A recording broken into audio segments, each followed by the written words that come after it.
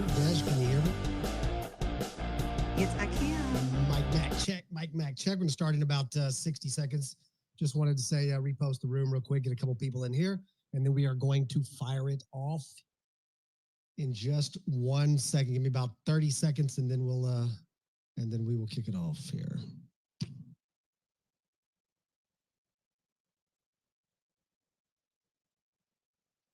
Diligent shows up without that freaking grog chick. That's uncomfortable. That's all right. As long as Jenny's in here, it's the same thing. She knows everything Grog does. Let me see. Okay. Sorry, kind of rushed tonight, kind of throwing everything together last second there, but that's okay. And I think we are just about ready to go. I think this is it. Yeah.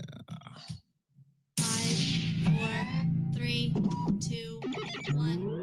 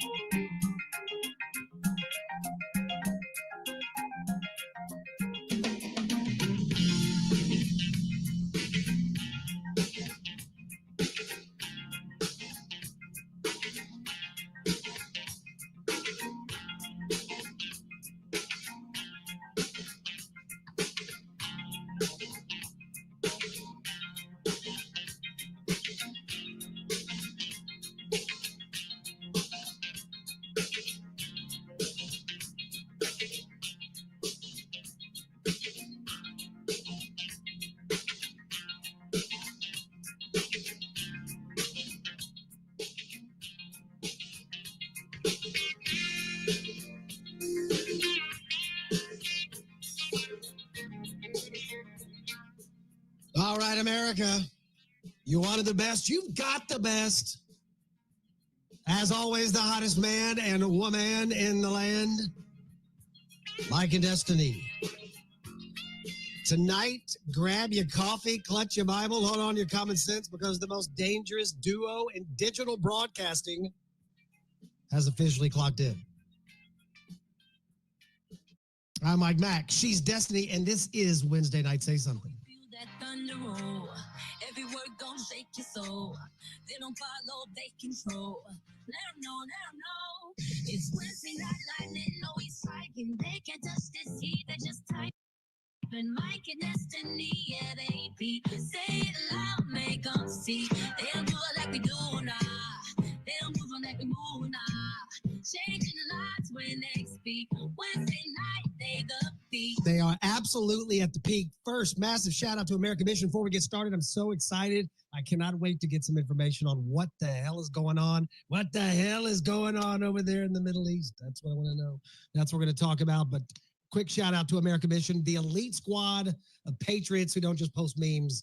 They make movements. Want to know what real activism looks like? Go to americamission.com. Hit that X page, subscribe, link arms with the sharpest, loudest, boldest group of God-fearing, freedom-loving Americans you're ever going to meet. That's a fact. And they've got tinfoil and tokens from what I hear. So that's also something. And shout out to our extended family across Rumble, QUX, Pill.net, and anyone tuned in from a bunker, a back porch, or hell, even the back row of Congress. We see you, we love you, and yes, we are talking to you. And guess what? I need more cowbell. If you ain't a part of the Say Something community, you can fix that right now. Right freaking now. The link is in my bio. And after the show, we're going to be doing an exclusive subscribers only space, 99 cents a month. It rounds it up to $1, but it's basically less than a gas station taquito, baby. So, and 1,000 times more satisfying, if you know what I'm saying. Something like that. Some are saying it's the best deal in the history of freedom.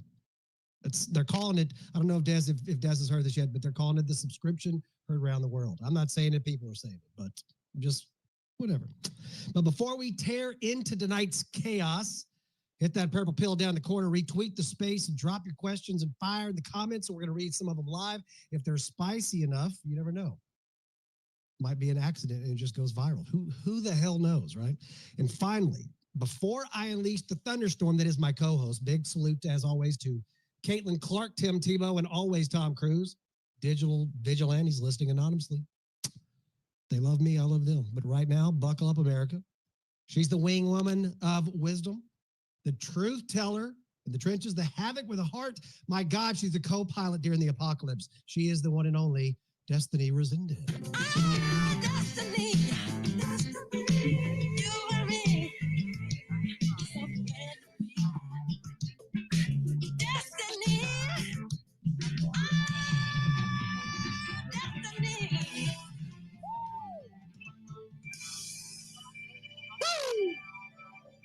I can't quite hit that pitch, Des. I try to get that high mic pitch. I'd like to think I my can't do it. brothers. I can't do it. It's meant for elite few people. Michael. It's only one of just a those couple. people. Just the elite few. Yep. Woo! I can't get it. He does more of a. I'd like to thank my brothers, Jackie, Tito, Jermaine, Marlon, and Randy. Stop I started laughing, with. Tito. It's not funny. Thank you. It's not funny, Tito. Stop it. Yeah, I've can't always get that. loved Janet. She's my best friend. That's right. And I think I got you on a little Janet Jackson, Jackson trivia one day. I think I got you in that. We don't need to bring that up right now. But what's up, Des? How's your week going? What's the word on the street? I don't know what the word on the street is. I don't be hanging out on the street very often, but I'm doing well.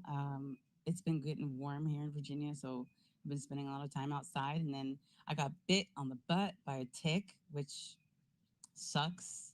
I kept the tick. Of course I did. Of course I kept the tick. Of course you I kept needed to it. verify what kind of tick would have the audacity to bite me in my nether regions. So I looked it up. It's a Lone Star tick, which is like the worst tick. It's like the worst tick. They carry like all the diseases. So, but I'm doing fine. Like I feel healthy. I feel fine.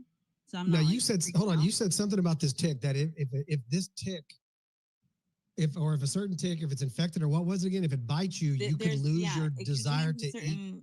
It has like a bacteria or a virus. I'm not sure which it is, but it's got some sort of. I think they consider it a virus. Is it considered a virus? But it makes you allergic to meat. It's called alpha gal, alpha gal, alpha gal, and it makes you like humans apparently allergic. They can't like tolerate meat, red meat, like anymore. And it's very strange. Well, that is strange. Not as strange as you keeping the tick, but well, but I it is needed kind to of strange. verify the tick. How else was I going to verify it? I Gotta verify. Be like, hey, what kind of tick are you? No habla inglés. I'm sorry. Well, it's still freaking weird. I don't know. Did you smash it after you were done with it, or no? It's still in its little still enclosure. got it? Of course it is, because that's Well, they reproduce asexually, and I'm curious to see if this will actually transpire. Oh, it's still alive? I don't know. It's not like I wouldn't like go in there. Freaking weirdo, bro. I ain't gonna lie to you. Okay, so real quick, before we start the show tonight, what we're gonna be doing is Destiny's probably just as weird as I am, and looking at the people in here, everybody from Doc to Diligent to Shane, it's a bunch of freaking weirdos in here too. So what we're gonna do is we had started this a while back and then we forgot. So before we get to the Middle East talk, which I'm absolutely chomping at the bit, and a couple of you guys, Doc and some people, I really want to get y'all's feedback on this. We're going to do a little section called headlines. And in the headlines, Des is going to read a few headlines. I'm going to read a few headlines. We're going to go back and forth and we're going to see which one or who has the coolest freaking headlines. So, Des, you want to go ahead and start this off? And then, because I got some doozies. Yeah, no, I can go first. Okay, what you got? What you got? What's your headline? Your special headline. What is it? Okay, I wouldn't call it a special headline, but for all the people who thought that President Joe Biden had something up his ass his entire presidency, they would be found correct because he recently went in for a routine physical, and they discovered that he has a small nodule on his prostate. They don't know if it's cancerous yet. They've sent the test in, which he had on Friday, to see if they're cancerous, and they're awaiting test results now. But indeed, he did have something up his ass for quite a while. Aha, not a bad one. Okay, so Mine is astronomers detect potential signs of life on a distant planet.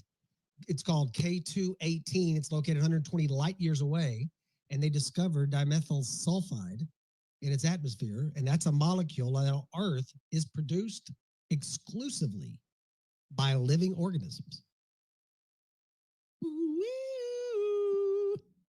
What do you think about that? Hey, That's not that cool. That's not that cool. I think you Because that's should 120 use your million news, light years away. You're never going to see that, Mike. You're never going to see it. Okay. But you know what you are going to see? What's that? My headline: new crocodile species. Not just one. They found 2 new crocodile species. Can't believe it. They found them in Mexico, and they found one in Banco Chincoro, which is off the Mexican Yucatan Peninsula. And they found these 2 different species. They're distinct. One is called a Cozumel Island crocodile. But what kind of terrifying news is that? They're just discovering more predators, more crocodiles to worry about. Crocodiles and alligators. Half the people don't know what the difference is, and I say that very confidently, like I do, but I don't. But as long as I can make fun of other people, that's what we should do. Okay, here's the next headline. Mike, emergency request, please. Can you please use your little media thing to announce each of these? We need some new. There you go. There we go. Look at Cardone. He's chiming in with a little creativity. Didn't expect that from him. Let's try it. Here we go. Cleopatra's sister. Skull discovery sparks historical debate. Archaeologists in Turkey unearthed a 2,000-year-old female skull buried with high-status Egyptian jewelry, and they believe it may be Arsinoe IV, Cleopatra's younger sister.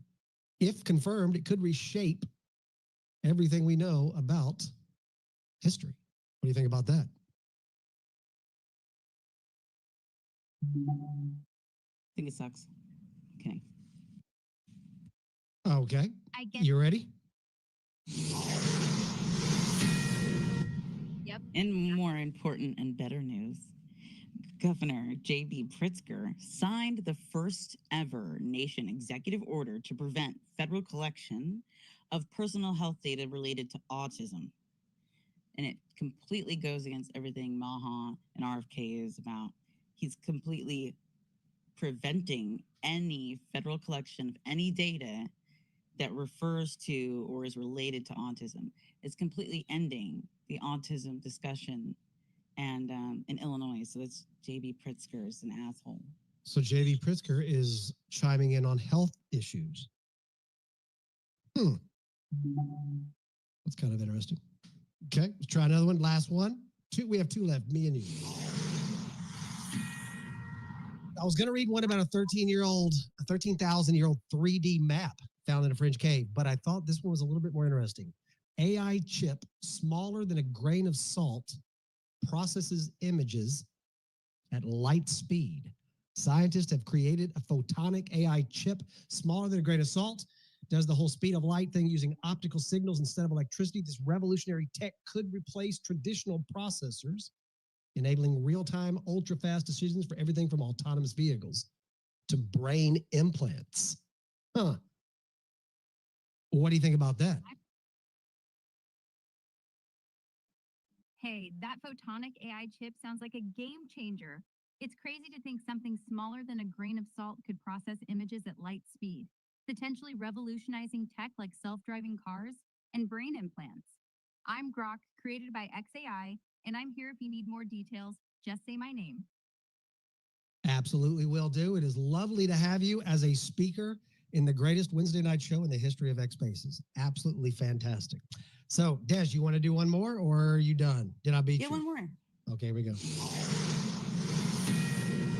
All right, in the United Kingdom, a man named Peter Sullivan, who had been incarcerated for 40 years, was released after his murder conviction was overturned due to evidence, DNA evidence, that cleared and exonerated his name. 40 years he spent behind bars for something he didn't do.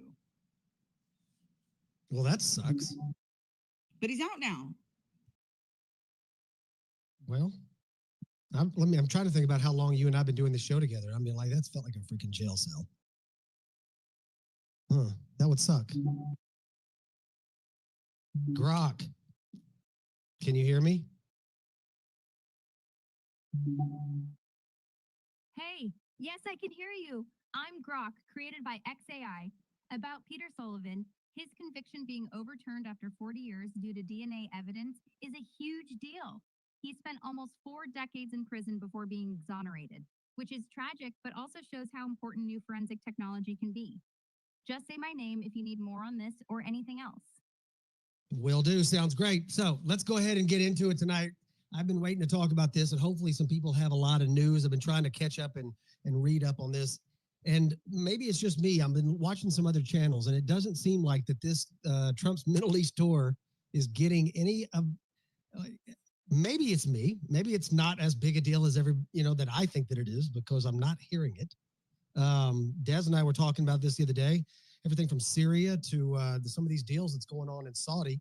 And I wanted to bring up Doc, because Doc knows a lot about this, has a lot of passion for the area down there. And Doc, I wanted to get your feedback. What do you is it me, or it seems like a lot? And we're going to go over some of these actual bullet points. But damn, man, this seems like it's almost revolutionary, that some of this stuff that's going on. Well, thanks for the mic, Mike and Destiny. Everyone else here, nice to see you. No, I'm very, very, very optimistic about what's happening in the Middle East. I think this is what we're seeing is the result of a long-term planned agreement with the Saudis, something that was contemplated in 2016 and 2020 during Trump's first term, when the Abraham Accords 1 were signed. Already some reporting, I think maybe one of Trump's aides, Dan, I forget his last name, is referring to what's happening now as Abraham Accords 2. And so in terms of scope, what the Abraham Accords were supposed to accomplish was largely peace in the Middle East. And what we didn't see between 2016 and 2020 was any agreement as to the Palestinian issue. No agreement between Saudi Arabia and Israel, which was long desired by both parties, both a peace agreement and a trade agreement. Saudi Arabia, in turn, said that it was a precondition for their participation in the accords and quote unquote the peace brokered by Trump, that the Palestinians be recognized as a people with interests. The UN has gone a long way over the past year and a half, I forget exactly when it was, in recognizing the Palestinian state. The full recognition was blocked by a vote of the Security Council. I think the US and England both blocked that. But they were given a sort of status. So now we have the Palestinian representation in the UN for whatever that's worth, which is not much in Trump's mind, which is why he sent this guy over there and why he sent Nikki Glaser to be the U.S. ambassador to the UN. He doesn't care about the UN. It's actually a shot at both those people that he did that. But what I see is with a cancellation of Pete Hex's visit this week to Israel, with Trump ignoring Israel and their demands, and Bibi's promise that irrespective of whether or not we continue to support, fund, or arm them, he's going to continue, I'll call it the war, just to be polite in here, against the Palestinians in Gaza. So Trump's also said that there'll be no takeover of Gaza by anyone other than the Palestinians. It belongs to the Palestinians. So what I see is Trump using the power of our economy, as he has with trade discussions and negotiations with all of Europe, China, and the rest of the world, using our economic power to bring peace. And the use of that economic power, is being labeled by the left as bribery, as something nefarious, particularly in the context of the plane that Qatar is giving to not the president, and the president will have it for his use. That's the nature of the gift, but a gift to the United States and people. Because if you don't know it, the replacement aircraft for Air Force One are 7 years delayed by Boeing. And they recently came out and said nothing will be completed until 2027, in essence, not before Trump leaves office. So it just shows that the fragility of the narratives that the left, can use to attack Trump and rebuild their own brand. That they're devolving in this sort of nonsensical criticism about, I don't know how expensive this plane is, but no, I think Doc, Trump, I want to just ask you one thing about what you just said, real quick. I'll just wrap up with this. Trump is in effect made peace with Syria. There is some concerns and criticisms, rightly so, in my opinion, about who recently came into power in Syria, whether or not they could be trusted to be partners in peace, whether or not they're supported by the people there, whether or not they're protecting Christians, Jews, and members of all religious faiths. There's been recent reports, I don't know how credible they are, recent reports of a massacre of white Christians in Syria. There is a large population of white Christians in Syria. The new leaders are, in effect, Muslims who have been part of various terrorist groups in the past, including Al-Qaeda. So you may not be able to find an honest broker for Syria. Assad, the former president and acknowledged leader by the world and UN, was himself labeled a terrorist by America in I think 2014. So I support Trump's pulling the sanctions, which is what he did off of Syria, and I support the engagement. The last domino to fall here is the discussions with Iran, and what's promised is peace in effect with Saudi Arabia, but peace between Saudi Arabia and Iran is a huge deal if Israel doesn't come along. It's a huge deal all by itself because it sort of addresses the conflict between the two sects of Islam, the Sunnis and the Sunni, the Shia. If they were to declare peace and act as a unified bloc in pursuit of their own interests, both religious and commercial, I think the pressure on Israel to recognize Iran, to recognize the countries around them, and act in a good faith way to achieve peace is good for everybody. And it keeps the U.S. out of the role of being the world's policeman, armorer, and funder for death after death after death after death. I'm 66 years old. We've been in the Middle East killing people or helping to be killing people for almost 3 decades now. Enough for everybody. Thanks for the mic. Appreciate it, Doc. Yeah, and actually, I want to ask Gary something about what you just said. Gary, I know you were listening to some of the spaces, and you and I kind of have the same viewpoints on Donish and David and some of those guys in the morning morning space. Maybe you can explain to me, Mr. Cardone, why it is that Boeing, which have we already forgot about all the mishaps that have been going on with those planes?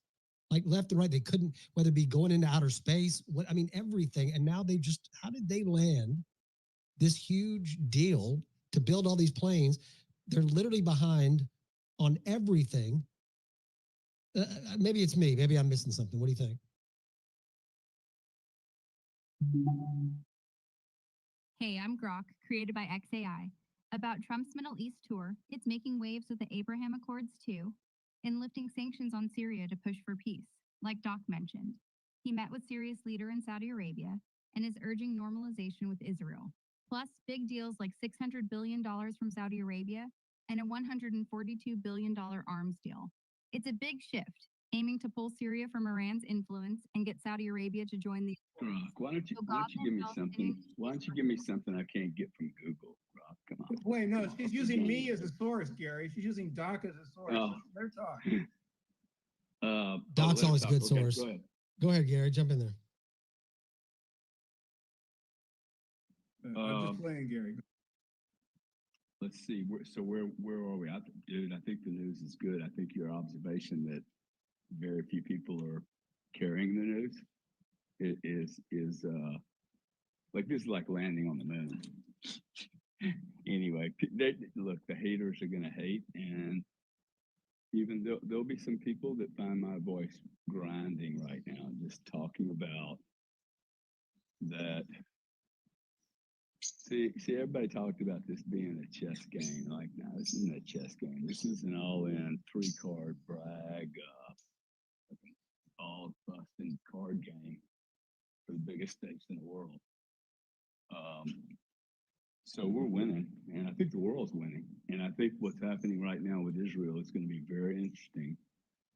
That we finally gotten to pointing out, hey, there is I think there's a good maxim that says if there's a long-term argument occurring between two entities, if you go discover, go start looking for the third party, the guy that's like inciting the shit, right, to both parties, but it's unknown. There always seems to be one of those. And I think in this case, Israel is being pointed out as the third party. And I'm learning a lot about this because I've never known anything about this, about Israel. Never even spoke about it. But now I realize, oh wow, this subject actually has influenced my life, and I never ever thought about it. So that's quite interesting, I think.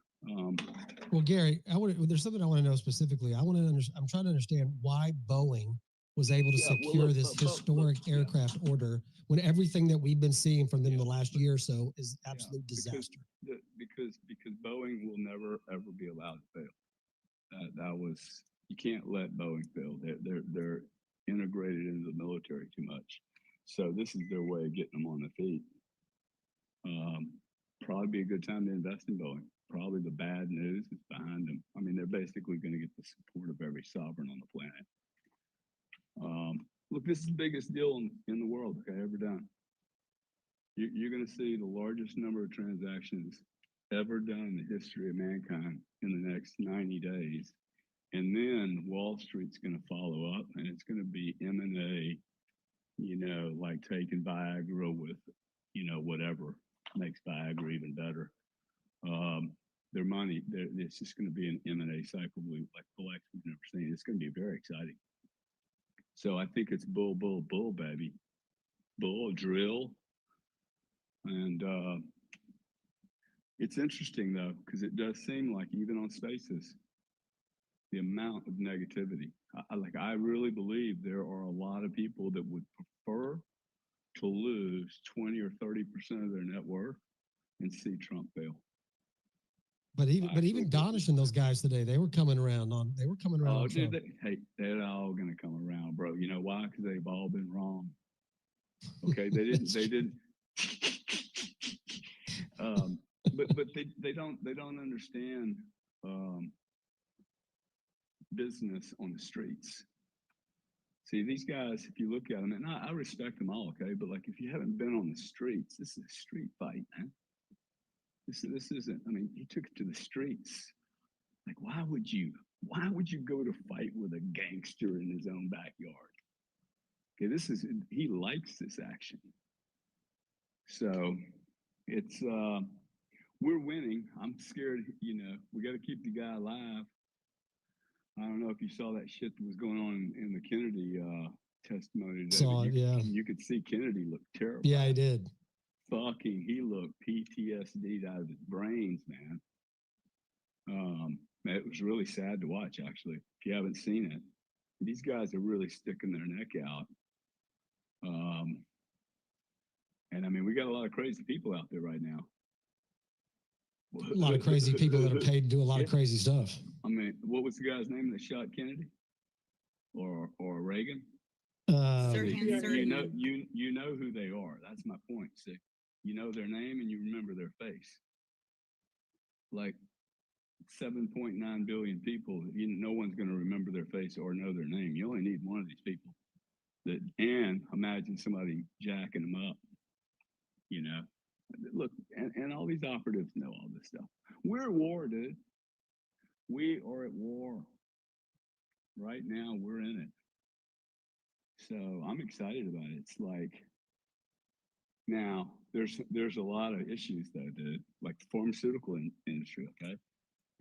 Like there are going to be pieces of that go bankrupt.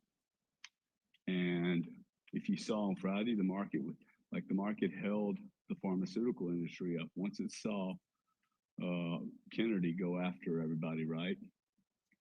Then the market, before the end of the day, got bought up. Now, I think that's people going, hey, wait, we cannot have that industry just imploding. Even still, United Healthcare is down 50% 6 months. Okay, it's $300 billion company. United Healthcare, probably everybody in here's got some of that stuff, right? Or half of you.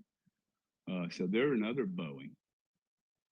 And I mean, I got Donish going, hey, this could be a good opportunity to buy. I'm like, bro, why would you buy shares in a company that are going to be sued forever by everyone? When you can put your money into what? $1 class action. What can you put your money into? Almost anything else but that. But I mean, like you look at Bitcoin. Bitcoin's strong as a dog. Okay, as a dog in a meat yard, son. Okay, I'm talking strong as shit. 103, 105. It's a quiet 103, isn't it? It kind of snuck up there out of nowhere. You look up, Mike, sucks to have XRP right now. It is extremely quiet for an industry that 7 companies announced, not they were going to, but 7 companies announced, I smashed 100 million on my balance sheet. I smashed 150. I smashed 300. 7 companies today. Okay. And this is the whole micro strategy play, right? So this is now accelerating. I mean, if you didn't get on this train, you really need to just look at this train as well. Very unique opportunity. I've never said all this stuff. Like I've never been this excited about a trade. But it's truly like we're literally, if you think we're living through a geopolitical shift, the money most certainly is going through a geopolitical shift, right? And the media is going through a geopolitical shift. So, and I'm worried about these spaces actually, because I think this is a really cool source of news. We just got to make sure people don't burn out and we keep the quality good.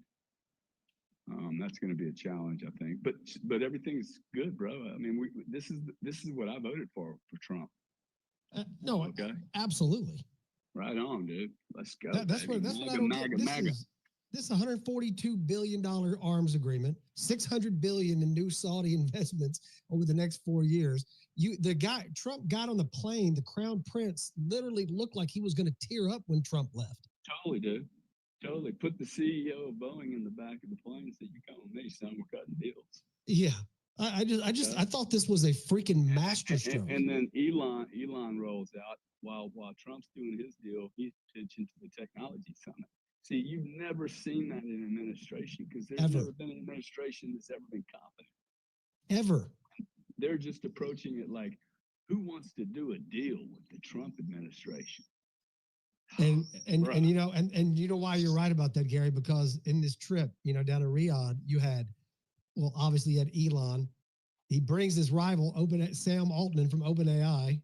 ChatGPT is down there. A bunch of executives from IBM are down there. BlackRock's there. Citigroup, Palantir, NVIDIA. They're all there, right? Like they're all there. They know that they all know that Trump is the man. I'm not trying to be cliche, but they know this cat's going to make it happen. I thought it was amazing. I love the fact that Trump has the gall. You remember, I thought it was gutsy when you call Kim Jong-un a little rocket man in front of world leaders, in front of UN. But he goes over there and plays the entire song by Lee Greenwood in front of everybody over there, and they stood the whole time. I see more American flags in freaking Saudi Arabia and Qatar than I do at most Democrat freaking rallies. I just thought it was, I was hyped, man. Like I was pumped. Trump over there like boss just running shit, you know? Exactly, and a classy boss. I mean, it wasn't gaudy. It was, if anything, I think he's gotten more classy because I used to think he was very gaudy, but the guy does all this and he wants to stand up there and do that TikTok dance, whatever it is. I mean, that's cool to me. It wouldn't do what you guys have to admit that when they played YMCA with all the Saudi Of all those songs they could have done in Saudi Arabia. Oh my God, I loved it. They were like beaming from ear to ear. Come on, America's back. Trump does guys. not go off brand ever. No, he is the man. Is Like that you what said, he's done before? He is Hawaiian. And if I hear one more person bitch about us accepting a Qatari plane, I'm going to scream. Thank you. So here's what we want to do. So there's before we move on with this, because there's a lot of stuff I want to get into, especially with Syria and some of these jobs and some of these agreements that we have. But I want to go to Destiny in just a second, because I want her to tell you, for those of you who don't know, you've heard about it, but some of the details of this plane. Okay, it is absolutely shocking. It is unbelievable, and I want Destiny to go over that. But before we do that, I want to give a little shout out to my cuz who has joined us. Savvy, you said 30 minutes you'd be here, and you were here in 28. That is that's called matter precision. I'm always early. There you go. It was absolutely perfect. Yes, thank you for having me. It is good to have you as always. Love having my cuz up here with my sister and my cuz on the same stage. Can't beat it. How are you? How are things? What's going on? Oh, I am well. What an incredible week it has been for the America First movement, for the Trump administration. I mean, and Gary mentioned this, when I saw the Saudi Crown Prince with Prezi T, and then Elon walk up in there and they are all smiling, I didn't know my soul needed that. But when I woke up to that yesterday morning, I was like, no way. What an incredible time to be alive. And everyone listening to this space should be very proud of the effort that they have put forth, and the hard work, the blood, sweat, tears, time, dedication they put in to helping elect President Trump and Vice President J.D. Vance. It's a really, really exciting time. And so that's on a political note. On a personal note, I just got done with an awards ceremony. So my Minnie got the Scholastic Merit Award for her school in 7th grade. So she is not, watch out, world, because there's a mini me coming for you, a mini savage. Yeah, and she's way more savage than I am. Well, when she starts driving, make sure you tell us the streets not to go on, because you know how they are. Oh, dude, I live in the country. She already knows how to drive. Good. So there's that. But I want to throw some love to my girl Destiny, and of course to you, cuz I love you very much, and I'm honored. Absolutely, good to have you. And I'm almost home.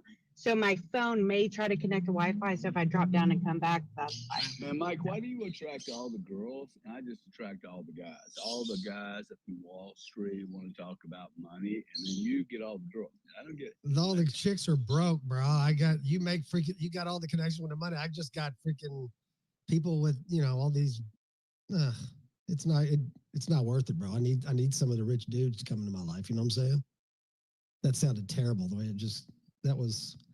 Dude, that was like, not only did you show how selfish and self-centered. Oh, no doubt, selfish. But you really picked up something you probably didn't need to pick up there, Doc. I might have. Let's replay. Let's replay it. I think that just kind of stumbled out of your tongue, and it was the evil Mike. Let's do that. Let's back it up. Yeah, bro, why do you get so many awesome chicks in this show, and I just get a bunch of hard ass? Dude, Gary, that's a great question, brother. And you asked such great questions. I'm so glad you did that.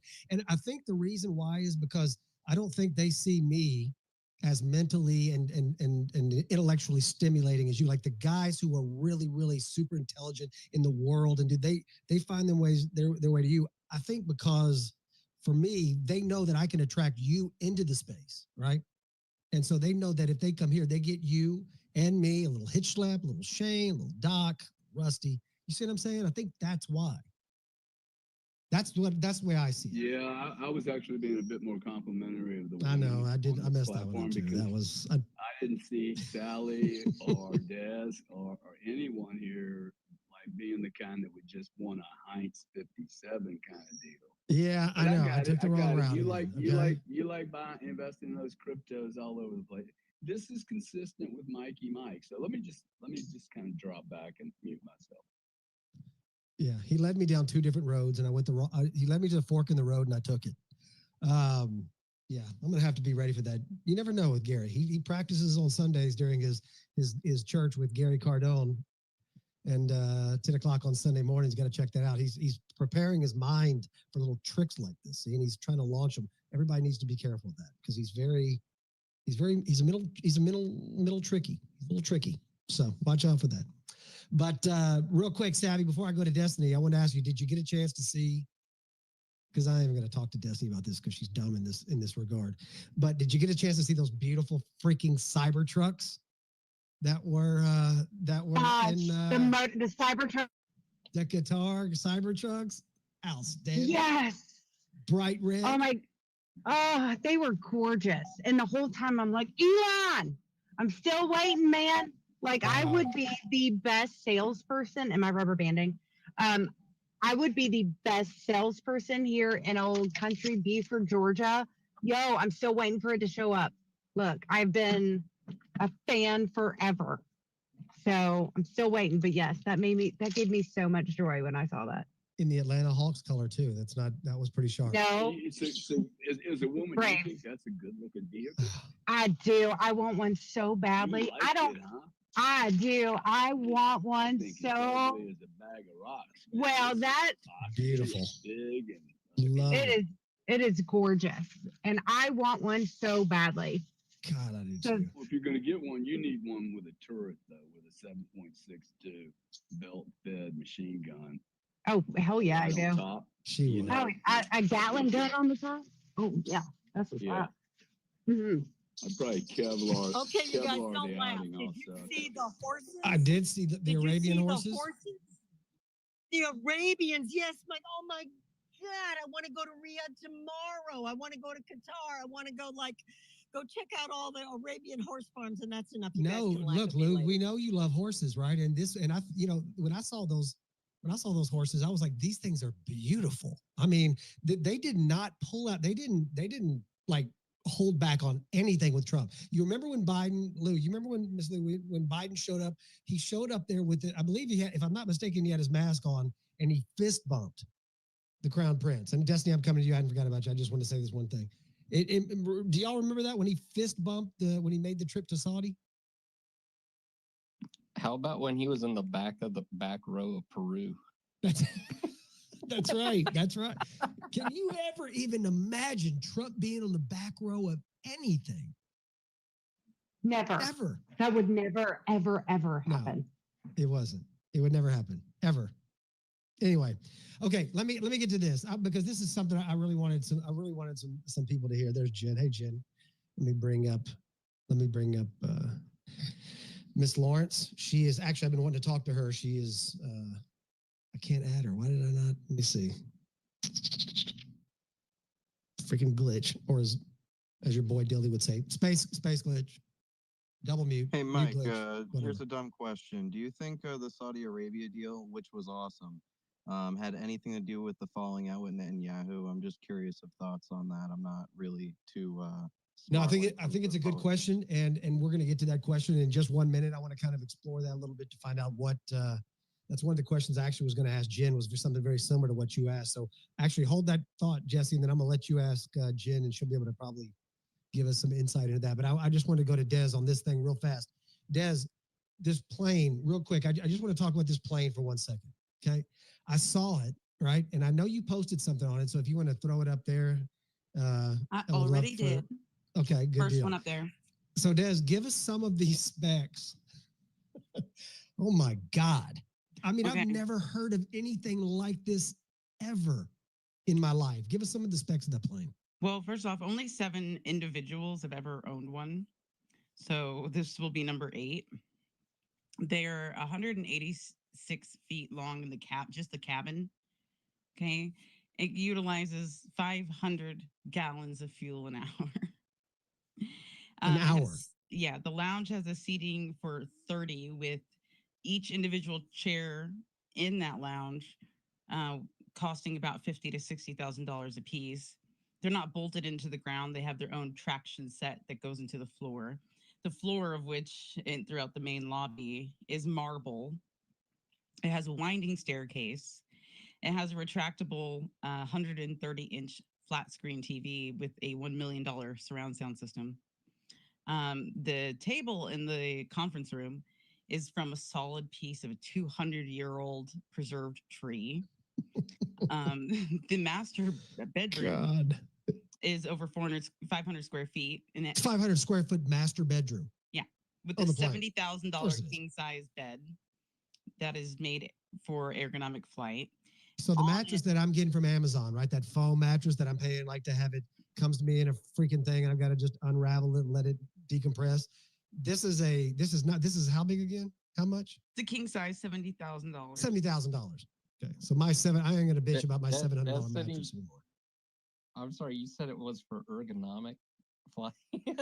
Yeah, I mean, would you expect Donald Trump to fly on less people? Honestly, I think it's a personal travesty that he is flying on a 40-year-old plane right now. This is the same Donald Trump who has been on the frontier's edge of airline travel since the 80s. And like, here he goes from flying on beautiful Trump Force One to on a shingle Air Force One. Like, come on, he deserves a new plane.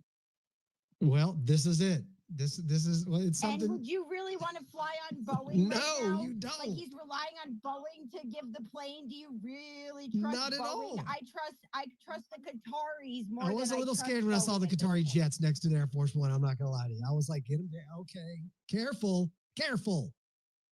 I didn't like that. Was kind of tricky. Good for them. I'm glad they got an Air Force. But okay, coming back to that, Des, go ahead, continue. Go to the next one after the $70,000 freaking. Okay, I was incorrect before. It's 13,000 gallons of fuel an hour. So not 500, sorry, 13,000. 13,000 gallons of fuel. Okay, of course it is, because like I was thinking. Yep, and the master bedroom has because climate change. You only report 500. It's actually 13,000. Okay, go ahead.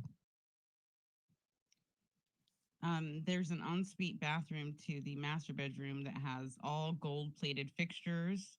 And that apparently is not because it's opulent, but because gold has a higher resistance to deteriorating at high altitudes, which I never heard that before, but that's what they said. So they also have the engines on the plane are $28 million a piece. The instrument panel in the cockpit is $3 million just alone with just the instrument panel.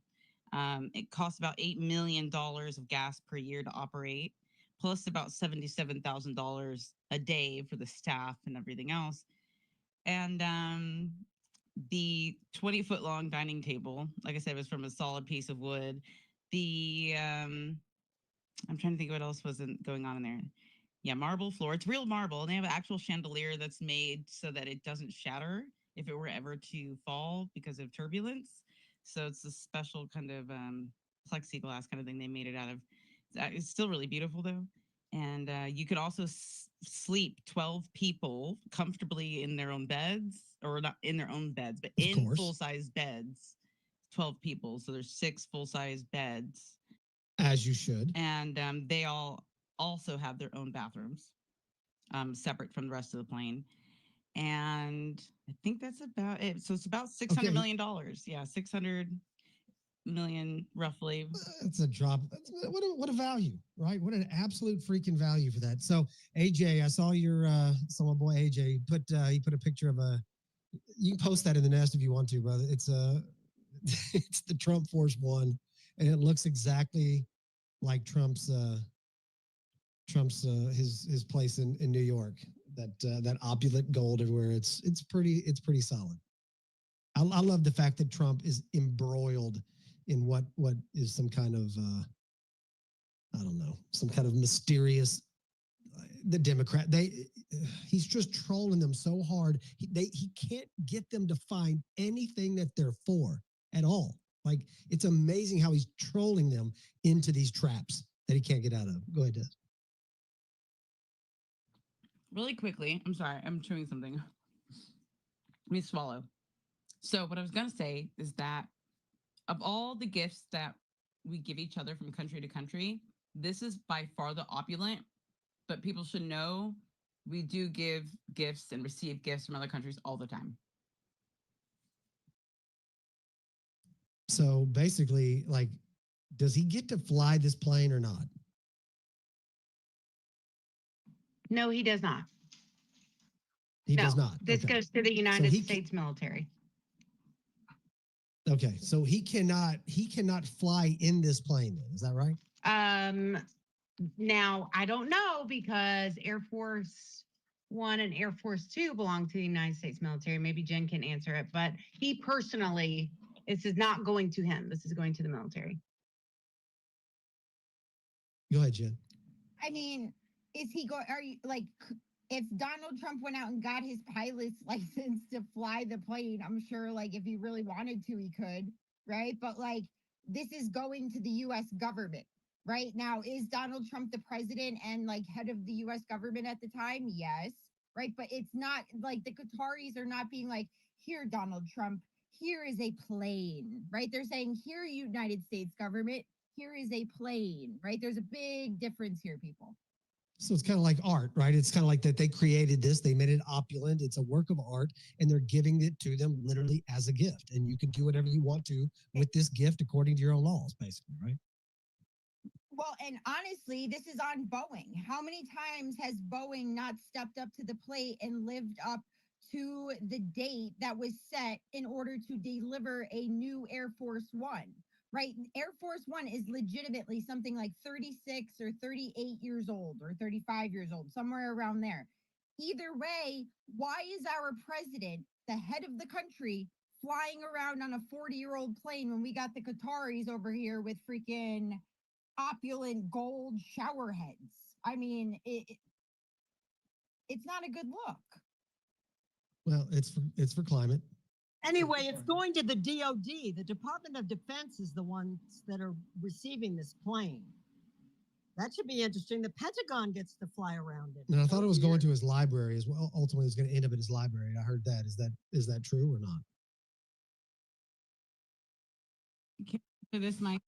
Oh, because if according to the Department of State, which oversees the office that handles gifts from foreign friends and the like, that according to it, there's a $450 rule. If it's over $450 in appraised value, they're not allowed to keep it, and instead it gets donated to the government and usually goes to the National Archives, or it can, if it's presidential, it can be dedicated to the library, of which the president gets a library at the end of their term, right? And it can be dedicated to that, or it could be just resold.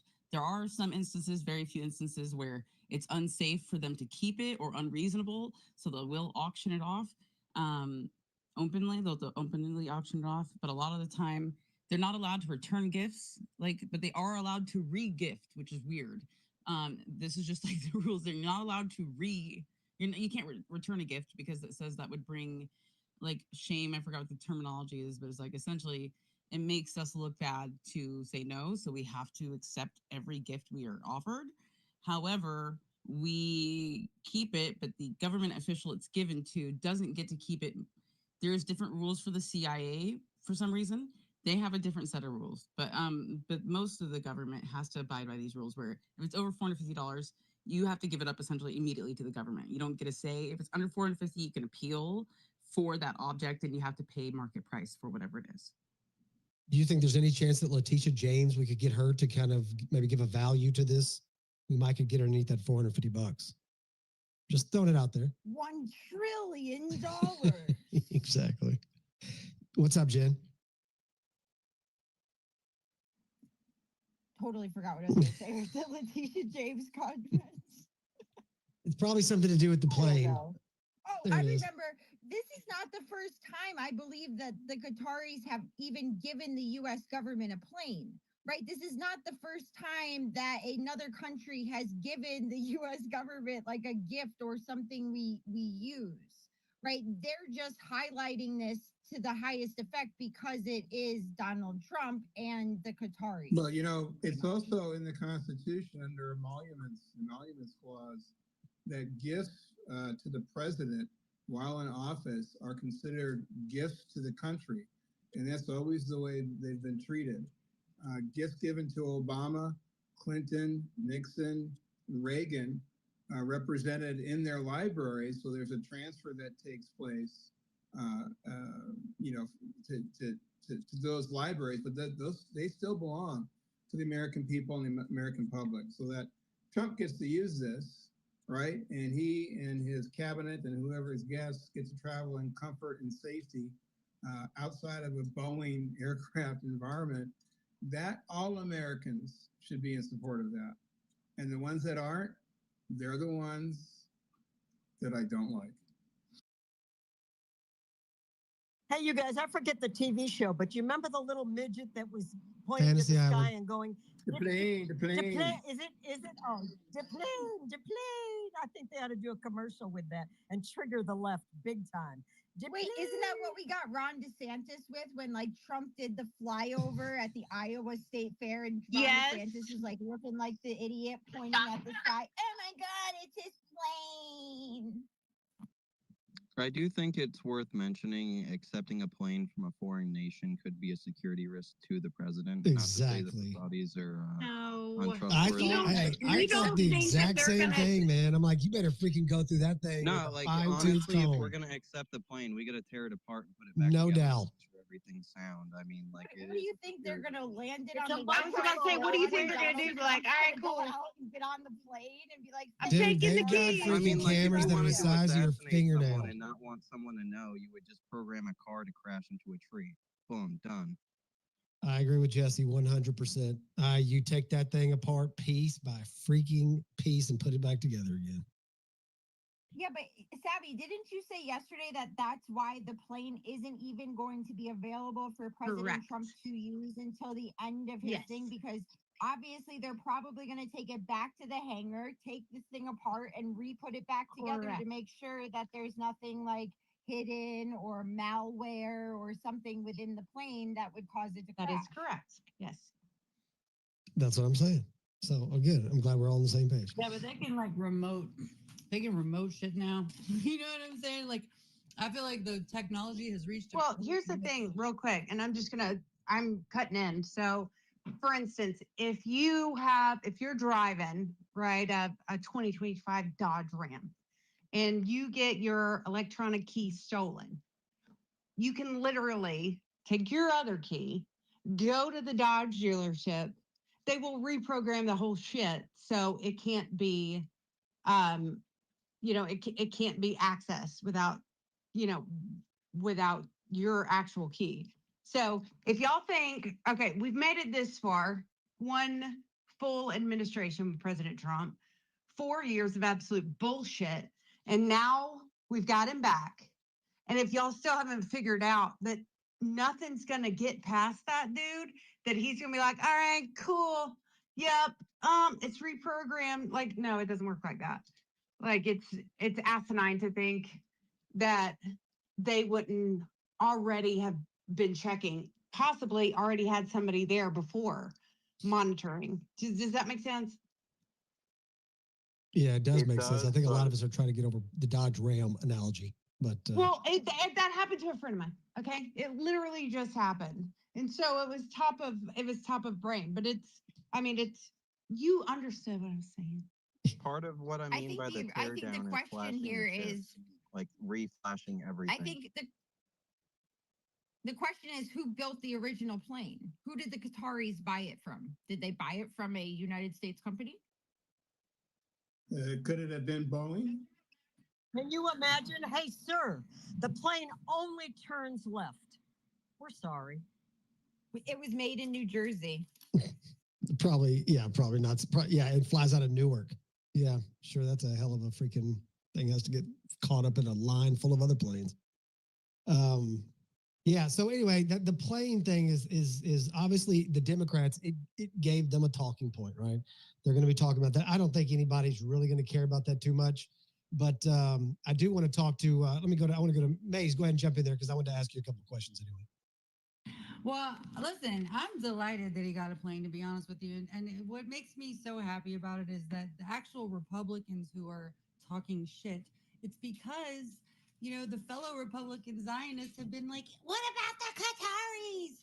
It's all the Qataris. Like, I swear, some of them have been tagging me for the past 2 years talking about Qatar. And then it just seems that, like, maybe things are not as they seem. I'm just kind of trolling a little bit, not saying any names, but I will say that it's not a reason. Listen here, Maze. What? I'm just saying, it's like the Qataris. It's all the Qatar. And I'm just like, oh my God. Okay, I said that as a joke, okay? If someone ran with it, like, I don't know what to tell you, but listen, all right? Come on. The Qataris are kind of a tricky bunch, though. You know, I mean, there's only like 2.5 million people over there. That's Pretty much just what makes it so delicious. You know, out of all the... Yeah, but it's a mixed bag. Everybody's running their dirty money through the Qataris. Both sides. That's what I'm saying. Yeah, they play both sides. We are too. They're literally the settlement of all money laundering. Yes, they are. And there's the plane. There's the plane. Yeah, I don't think you know. He just skimmed 600 million off the top and bought Trump a freaking plane with it. I mean, it's incredible. That plane is incredible. I love it. Think of it. Shit, Listen, when someone wants to give you a gift, you shut your mouth and you accept it, and you say That's the thank you polite for thing the to do. gift, That's and you correct. move on. That's correct. That's what you do. And if there's ever going to be the most elite, I would say people that are going to make sure that it is intact and, you know, devoid of any fucking type of whatever malicious shit, it's going to be the people that Trump like assigns to do that. So I don't know, but I thought I just wanted to troll a little bit that, you know.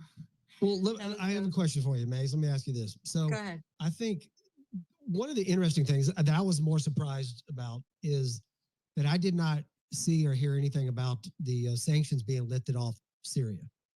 And Doc at the beginning of the space brought up a lot of great points about Syria and how there's some mistrust there. They're not sure what's going on. A lot of Christians, could be being killed over there and things like that. So I don't know if there's a lot of stuff going on in Syria. Obviously, they have someone new, and Doc can probably, state this a lot better than me. But the question I have though is, do you think there's a chance that what Trump is doing by going to Qatar, right? First president to go over there, and he's opening up his heart, I guess, is for lack of better freaking phrase. That was terrible. But it's almost like he's saying to Syria and Qatar, look, I'm serious about this. Okay. We can fix this crap over here. We can do this, right? I'm giving you an opportunity for us to be on the same page, or at least on the page where you're not stabbing us stone cold in the spine, right? And I'm wondering if that's which I think is a solid first step, to try to build trust. You can't just have trust; you got to build it. I think what Trump's doing is a solid step. What do you think? Okay, are you talking about in terms of Qatar specifically? Or are you talking about like? Yeah, going to Qatar, like when the United States when the president of the United States shows up somewhere, it legitimizes, right? So and that was one of the things that Obama said, that I'm not going to be talking to. Look, I'm not going to do it. Okay, he wouldn't talk to North Korea. Trump went over there, right? He gained a lot of respect from a lot of people by going over there, going and dealing with it, and giving them a shot, right, to see if we can't fix a few things. With Qatar, he went over to Qatar. Nobody's ever done that. No president's ever done that. They kind of know that Qatar plays both sides, right? But this is an opportunity to not play against us, one step at a time. And then lifting the sanctions on Syria, right? Saying that, besides the guy being handsome, this is an opportunity for Syria to maybe rethink things, quote unquote. Maybe we start looking at doing things a little bit different over here. And that's what I meant by that. Yeah, I feel you. So I'll say that, this has kind of been a long going business type of ordeal from even his first, administration. And I think that there's tons of investment that's coming into the United States from the UAE, Saudi Arabia, and Qatar. I think somewhere around, it's over $1 trillion. I just don't know exactly. I think it's 1.3. I'll just be on the conservative side. And I think that what he's looking at is the benefits that come from cooperation and diplomacy versus constant war mind frame, which we've been locked into with all the categorizing, labeling of countries. Is this a terrorist country? This is a terrorist. I think he's working to shift that. And I don't really know anybody or any other president that could do that, honestly. I think he's just the one that's going to shock everybody. I feel like everybody's been shocked like the past week, day after day. It's been one thing after another. Even his speech that he gave, he was very humble about it. He was saying that this wasn't the Americas or the West trying to do this for you. You guys have done it yourselves. He said that, you know, when he was giving his speech, which was kind of paying, you know, mad respect to, you know, the Saudi Arabia and those countries that have really worked to advance technology to I mean, they're all going to be investing in this huge AI infrastructure, which that's my beef. Exactly. It's a great point. This, my beef is like, what are y'all going to do with this AI infrastructure? But I think the diplomacy, the cooperation is always better than the obvious alternative, which is what we've been locked into. I just think, Jen, I'm coming to you, but I just want to say that I think that if this works out, right, because there's rumblings that, you know, that Lebanon might be next, you know, that a peace opportunity with Lebanon could, you know, could be around the corner, which to be honest with you, when I see, look, I'm pumped with Trump being down there, right? I'm pumped with him going straight into the freaking heart of the Middle East in that area there and doing things that people are not used to doing. Like that pumps me up because I think about like when I watch these people in Saudi Arabia, the adoration that they, you know, so someone said, well, we trust Trump, and just seeing that, like that just made me feel good as an American. Seeing American flags on foreign soil, it made me freaking feel good because I don't, you know, it's like we're shamed in certain, you know, like the Democrats, you don't ever see flags with them. And I've made the joke before, if you see a car driving down the street and it's got an American flag on it, do you know who they voted for? Of course you do. Of course you do. Isn't that unbelievable that if you see a flag on someone's car, you know who they voted for?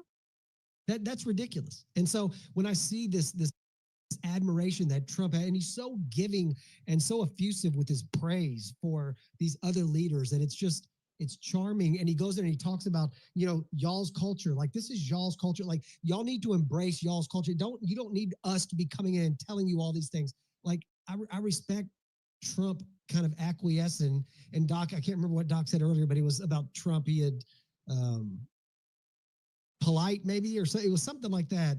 And I thought that that was spot on. And this made me more pumped up to see Trump getting closer to peace with some of these countries down there than anything else we're talking. Yeah, well, it was, like he was that really. He was very gracious and charming, as you mentioned. And Trump could walk in there like the big bald boss that he is and start dictating to these countries in a way that is disrespectful. Trump was honored by the Saudis back during his first term. They did something called the sword dance for him, which is something that's rarely given. So this is just this visit and the plans that are coming from it are something that were contemplated by Jared Kushner, Trump, during his first administration. This is an extension of the Abraham Accords, and the goal and the purpose was to normalize relations with Islam and the Muslim world, and all of this is sort of a tearing away from the ubiquitous allegiance that we had to Israel and its foreign policy goals and objectives. One of which, something we all should object to, is the notion that we should go to war with Iran. They would love to see it. There's a greater Israel project that they would love to see an expansion of Israeli territory. And they've been using the U.S. through its lobbying efforts, through its political connections, through senators and congressmen who are actually citizens of that country, capturing our taxes in our soldiers and our arms for their own purposes. And we need to encourage everybody. We need to support Israel. We can't allow Israel to be attacked by its neighbors and vice versa, right? We're for peace. We're for commerce, friendly commerce between all nations and entanglements with none. That's what Trump is doing. He's restoring a constitutional order based on the economic power and might of a free and great people, America. Amen. Bring it. That's what I'm talking about. Yeah, what Doc said. That's what I was saying. Maze, you want to jump back in there? If not, I'm going to go to Destiny, and then I'm going to hit Jen. Okay, good talk, Maze. Way to go Way to go in there. I thought when Maze was talking about remote earlier, she's going to be talking about remote viewing that plane. And I was like, don't do it, Maze. I wasn't talking about remote viewing. I just thought. I'm just saying. It's way. Hijacking the airplane remotely because I always fear of getting a damn Tesla for that fucking reason.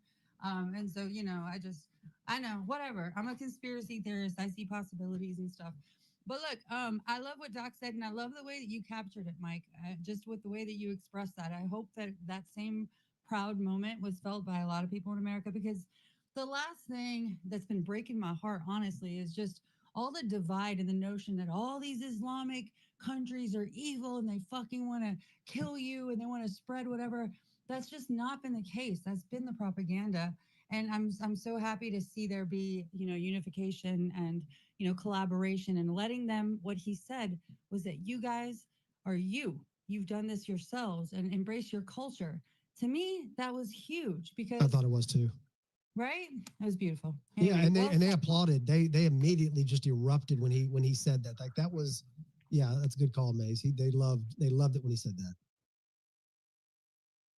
So yeah, but that's Trump. Like, you know what I'm saying? Like, I guarantee you that he has those parts of the speech are in there because it's probably, and it might be suggested, but Trump knows that he's going to leave that kind of stuff in, and he's not going to go. He's not going to go away from it. He knows what his freaking applause lines are. He's not going to beat that. Des, you had your hand up, and just wanted to check in with you. Yeah, but I forgot what I was going to say, and we have a lot of hands, so I'll forgo. Okay, let's go. We'll go to Jen, and then Rusty's had his hand up for a while. Good to see you, Rusty. We'll come to you in 1 second. Go ahead, Jen. Okay, so just to touch on what you guys were talking about, I think the move with Syria, right, is very justified.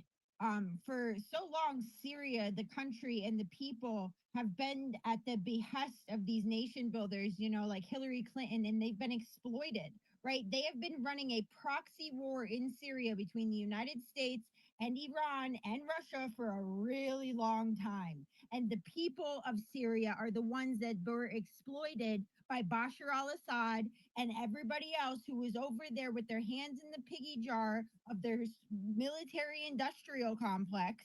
Okay. And now it's time to give them their identity back. Let Syria be Syria. Let them elect the people that they want. It's not for us to do.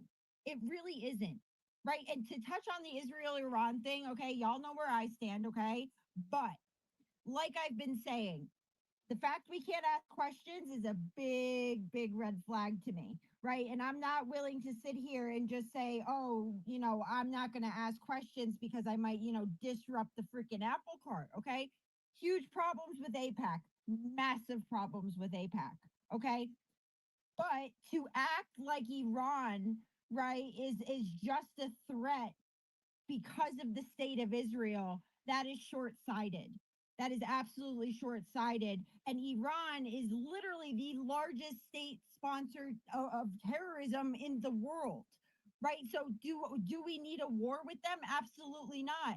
But we cannot allow Iran to get a nuclear weapon because they will use it, right? And whether that be on Israel, the little Satan, or the big Satan, or America, the little Satan, which they're coming after us too, right? And that doesn't mean that I'm over here being a Jew lover, whatever the hell you want to call me. It's looking at the foreign policy, the way the foreign policy is, and having Iran allowed to have a nuclear weapon while them still funding terrorism is not okay. And it's also not okay for Bibi, right, to be exploiting his relationship and spying and doing things to undermine Trump and the Middle East peace deal.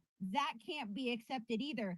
But there has to be a nuanced conversation here, people, without just broadly stroking and placing blame on certain people, and then not even being able to have a conversation without saying, or at least justifying, that Iran is a threat in itself. Take Israel out of it. That's such a pro-Semite statement, Jennifer. I'll be the anti, you be the pro. I'm just kidding. No, I'm just kidding. But you know what? That's funny. I think that the whole, sorry, just a very quick statement about the Iran thing. I think that the deal, the nuclear deal that Obama had put in place when then Trump came in and he ripped it up. I don't really know what the the latest is on like a peace. I saw where he was saying something about a peaceful nuclear deal, but I thought that was with Saudi Arabia. I don't know. I know that Waltz mentioned something about somewhere that they have enriched uranium, and I think that they're working to get that removed and sent somewhere. I mean, Maze, when they used to send in the UN inspectors, the Iranians would go in and throw up fake walls in the nuclear facility so the nuclear inspectors wouldn't see what they were really doing behind it.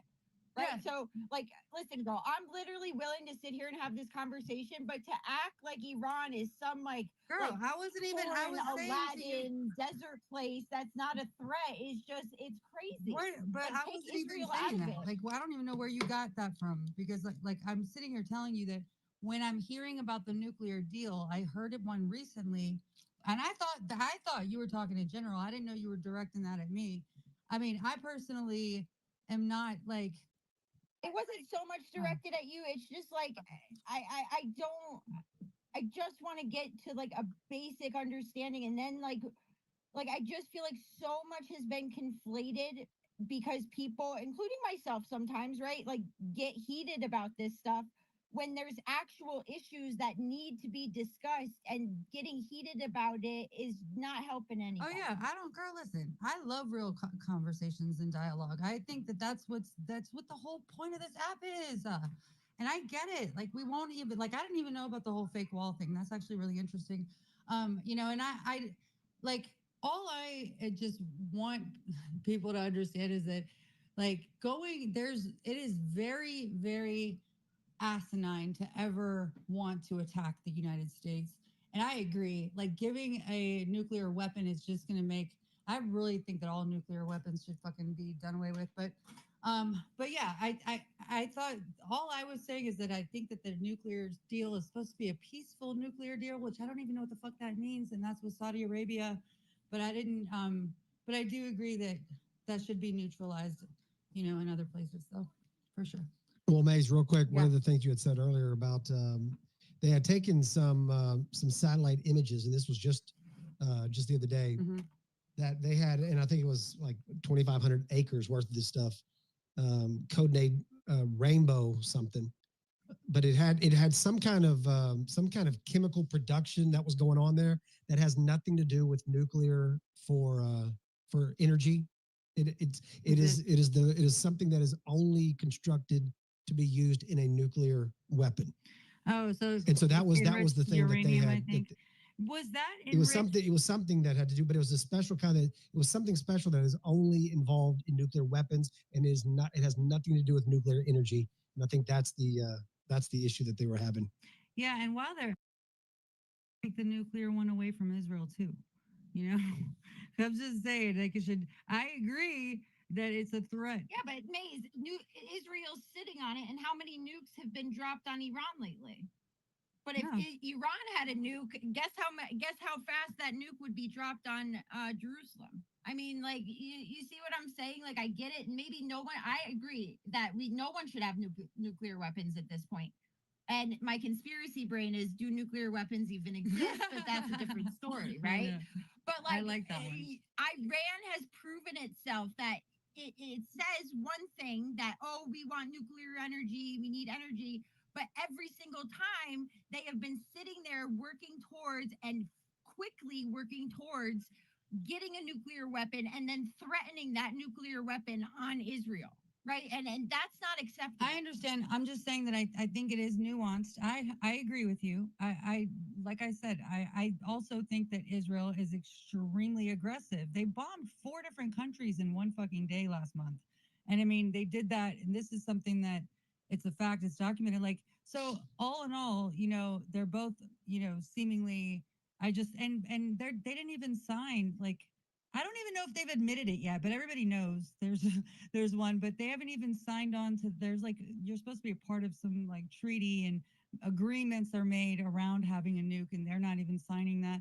So I just think it's dangerous overall. And I mean, yeah, anyway, but I agree. And I think Trump and Shane, I see your hand up, brother. I'm gonna come to you, and then I see we got Rusty and Steph's up there, Miss Lou.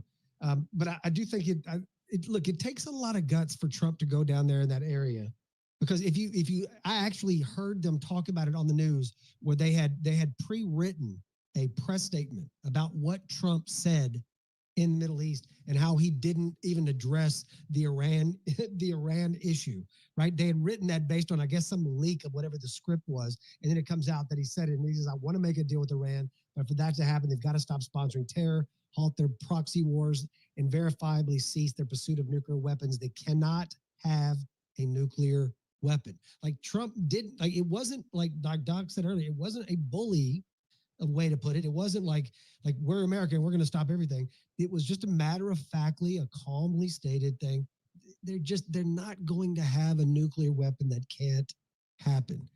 And I thought the way that he put it was pretty solid. So, and again, that's just kudos to Trump and the way that he handled. It's a masterstroke, right? It's a masterclass the way that he does these things. When you put him in front of a spotlight, he performs, and it was impressive. And I don't know. Is masterstroke a made-up word that you made up? I don't think so. Okay, I never heard it before. I thought that had to do with votes. And a country girl can't survive. Shane. That's right. Shane, good to see you, brother. How are you? What's going on? What's up, buddy? No, I just wanted to jump in on a couple things Maze says. First off, Maze, I got to push back on the nuke thing. I think we have the perfect recipe for nukes right now because we haven't gone into all-out nuclear war. I think that everybody that has them should keep them, and no nuke should be out there because whatever we have in the world seems to be working. It keeps people that shouldn't get them from getting them, and the people that have them aren't dropping them. Other thing is, like Jennifer, I feel like she was super balanced in what she said. She was so balanced that I almost added her to my, and Maze knows about this list. I almost added her to my list of suspected anti-Semites. She like came real close. That's how balanced she was. So Jennifer, props to you. Props to Jennifer almost becoming an anti-Semite. I was calling her a pro-Semite. You know what I'm saying? That's You right. call her anti, I call her pro. I'm just kidding. I'm just pro-America. I just piss everybody off. Go ahead, Shay, brother. No, that's it. I'm pro nuke, just for the people that got them. Pro nuke, clip that's that. The main thing. Clip main that. Takeaway. Pro nuke. Yeah, you know that Shane guy? He does the church spaces on Thursday. I heard he's pro nuke. I'm just saying that's what I'm hearing on the street. I can confirm that. Fact check, true. I say don't rock the boat, especially not the nuke boat. Says the cat in the background. I know, right? I was about to comment. Or the boats with the masterstroke. It's my First Amendment right to have a nuke. It can be. Funny. We can work on that. We can get that. I mean, Mike Johnson, he can't pass anything. I tell you, Jen, listen, we're gonna go on. I'm gonna go to Rusty, but I just want to say, bro, some of these people that are doing these bad things here in America, they need to freaking go to jail, bro. Mike, sometimes I'm on Mike's side, right? And then all of a sudden, it's like, bro, what are you doing? Like, are you gonna? I mean, how do you tell people? Well, right now we got a lot going on with this. We haven't had. What? You got a staff, right? You can't drop I don't know. Anyway, we'll get to that. That's a story for another day. Speaker Mike No Johnson, as your boy would say. By the way, give Dustin my love. Rusty, what's up, brother? How you doing? What are your thoughts on the Middle East? What's your feelings? Yeah, Good thing, bad thing? Yeah, no, I think I wanted to point out kind of some things because I see things from macro angle first, but you got to think of the significance here.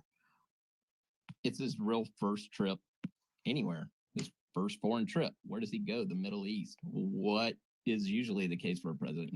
They go do the tour over to Great Britain, all that stuff. No, he made all them come to him. He's like, no, you come over here. France, all y'all fly here, you fly here. Japan, everyone. Great point. You come here. All right. Now I'm going to do my first big trip, and it's going to be there to the GCC. And I think when he landed Qatar, if they try to give him a plane again, they're like, all right, guys, you got to stop landing on our airstrip in your 1989 Ford Taurus that came out the same time Milli Vanilli did. So I think they're just sick and tired of seeing that ugly hunk of crap. But I'm kidding. But I do find it funny how elaborate this thing is. But No, and so when you also think of this trip, what did he do in his first term? He squeezed Iran, right? He was just squeezing them dry of any funding. And the kicker here is this too. It's something people never talk about. They'll get into the weeds, and I understand that. But when you look at this region, Iran and Lebanon are a Shia majority. The rest of all of them, Turkey, Syria, Saudi Arabia, the rest, GCC, Egypt, well, they're Sunni. They don't really care for each other. So if you're trying to squeeze Iran, squeeze Lebanon, and anything they're doing over there, your best bet is to get on board with these guys, keep that area calm, get it calm for once in a while, because it has been before. It's been a while, but it has. And they have a lot of money. He made a joke. He's like, yeah, last time I came here, they gave us over $100 million. They're going to have to up the price. Well, they did. He's coming home with $1 trillion and a $400 million jet with a tree in the middle of it. That's a table. I mean, come on. I just think it's amazing, what he's doing, his angles that he's playing in this whole situation. To go there first, I find that very significant, and the amount of money those guys are trying to flood in, to America and around the world. Get them on your side before China jumps in there. So anyway. Well, I think part of the deal, Rusty, did you hear about that? Part of the deal was that they could not make a deal with China. Do you know if that's true or not? Or yeah, I had heard that. I mean, that's been the whole point of all of this, right? I would think so. Yeah, well, I mean, you think of what China has already done, kind of, I say secretly, but they really kind of have. They've been going and they've been gobbling up ports left and right. I heard the other day, literally from a guy who lives there, and it just still blows my mind. Greece, 60% of their ports are owned by China. That's insanity. It just made my jaw drop. I couldn't believe to hear that, but that's what they're doing. And when they do that, they have a lot of control. Well, they cannot control this area. I mean, come on. This is one of the most important areas to send anything through besides really the Panama Canal. So it needs to be stabilized. Those guys have a ton of money. They've got to invest it. Oil is but these guys are looking to put money in a lot of places, and they're finally beginning to settle down. And again, I go back to the fact that you think of it, Iran is mostly Shia, along with Lebanon. The others are all Sunni. So they're not already, I mean, they're not fans of each other in that aspect. And then if you go and continue to squeeze Iran, you shut off all this terrorism and cool things down over there for a bit. That's the whole point. In Syria, well, God, I would love for that area to calm down because, like, me, Bible guy, I want to go to Damascus. I want to see it. Okay. Here's the question then. Speaking of Syria, 50-50. Well, give me your odds. I think they're going. Syria's president shows up with plans for Trump Tower Damascus. What are the odds? That's a long way out. I actually could give you those odds. I ran them through my method. What are the odds? I don't think it's that far off, actually, because I know he's already for some reason. I don't either. I can see a Trump Tower Damascus for some reason. That's that's outstanding. So incredible thing. It's so beautiful. Look at it. And what did the Saudi crown prince say? That he is literally the president of the world. I mean, come on now. I thought the Saudis love Trump. I need to find that freaking picture of Biden. If somebody has anything posted up in the nest, do that. It's a picture of Biden fist bumping. Like how inappropriate is that to fist bump the leader from Saudi? You know what I'm saying? Well, and Mike, not to look over protocol for going and meeting Saudis, you don't touch them. You don't extend your hand unless the king or the prince, whatever, extends his hand to you. You don't touch them. You don't talk to them. So to see the bromance, right, for lack of a better term, between MBS and Donald Trump, with them embracing each other, him doing the little heart over the chest, right? This is unheard of for the Saudis to act like this. Yeah, because they see, Jen, they do see Trump as president of the world, like he's back, right?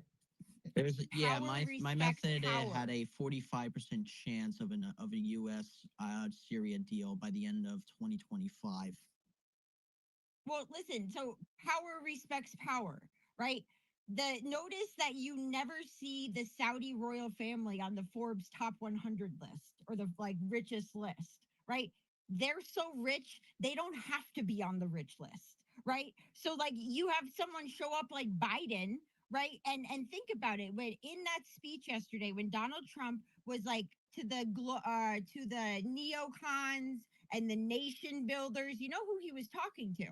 Hillary Clinton, Dick Cheney, George Bush, Obama, how they went around and they destabilized the Middle East, right? They went around and systematically took out all of the leaders in the Middle East, Algeria, Libya, Egypt, right? All of it, Syria, right? They have been like literally screwing up the Middle East so much. And for the Saudis, it puts them in a freaking crazy ass position, right? Not to say like they're the greatest people, but power respects power. And when you're a powerful person and you go to another powerful person, you're able to get things accomplished because you respect each other. And if you don't have that respect, it's automatically going to put you at a subservient position to whoever the most powerful is in the room. And that is why America is in the position it is now, because our leaders are weak. Our leaders have gone around this world and bowed to everybody. When we are America, they bow to us. And if they don't like it, we'll talk about trade. Let's talk about trade. Let's talk about military help. Let's talk about security. We haven't been yielding the power that we have because our leaders wanted the destruction of our nation. Well, the very first thing that when Trump was going to lift sanctions on Syria, the very first person to come out against it, you know who that was, right? Lindsey Graham. Oh, so that means it's a good thing, right? At least like that means that's a solid move right there. I mean, I'm all for lifting sanctions. That means that if you're lifting sanctions on Syria, that must be some kind of hindrance to war. Because we know that Lindsey's first thing when he wakes up in the morning is like, gotta go to war. Who can we go? Who can we go to war with? Let's find somebody. Let me point to this place on the map here. Let's go to war. Yeah, so I thought that was pretty interesting. Steph. What's up, Steph? Long time no hear. It wasn't that long. I just talked to you like 24 hours ago. It felt like forever. That's true. So I talked to you just like freaking 24 hours ago. What are you talking about? All right, fucking get out of I'm just here. here to ask why you put the word master stroke. Like, what's It's a going solid on there? word. You just Someone look it up. It's a solid word. I'm not denying He's that trying it's to live his probably best a word. I master's just think you have dreams. ulterior motives. You know, like, what are you doing here? It's a masterstroke. I've pulled up the definition. It's part of my charm. Definition of masterstroke: an outstandingly skillful and opportune act, a very clever move, or something found on a boat. I added the last part. And that's a masterstroke. Wow, Mike just schooled all your ass. Yeah, he did. Because like I said, I swear to goodness, I can't let the boat thing go. Okay, y'all. No, I'm pretty sure he just said it so that a bunch of people would say stroke in his space. That's my theory. Okay, stroke that or ego. Pekka. Well, Masterstroke that ego. It would be a real shame if Pekka was in here to stroke your ego for sure. That would be absolutely freaking awful. As far as this Middle East stuff goes, I like the idea of focusing on America, but I do love that every time Trump is in, the Oval Office, they're all kind of just like, hey, we promise not to fuck shit up. And as soon as he leaves, they're like, just kidding. So, like, if we could just find someone to emulate his master stroke ideas, that will inevitably make the sandbox much safer, I'm all on board with that.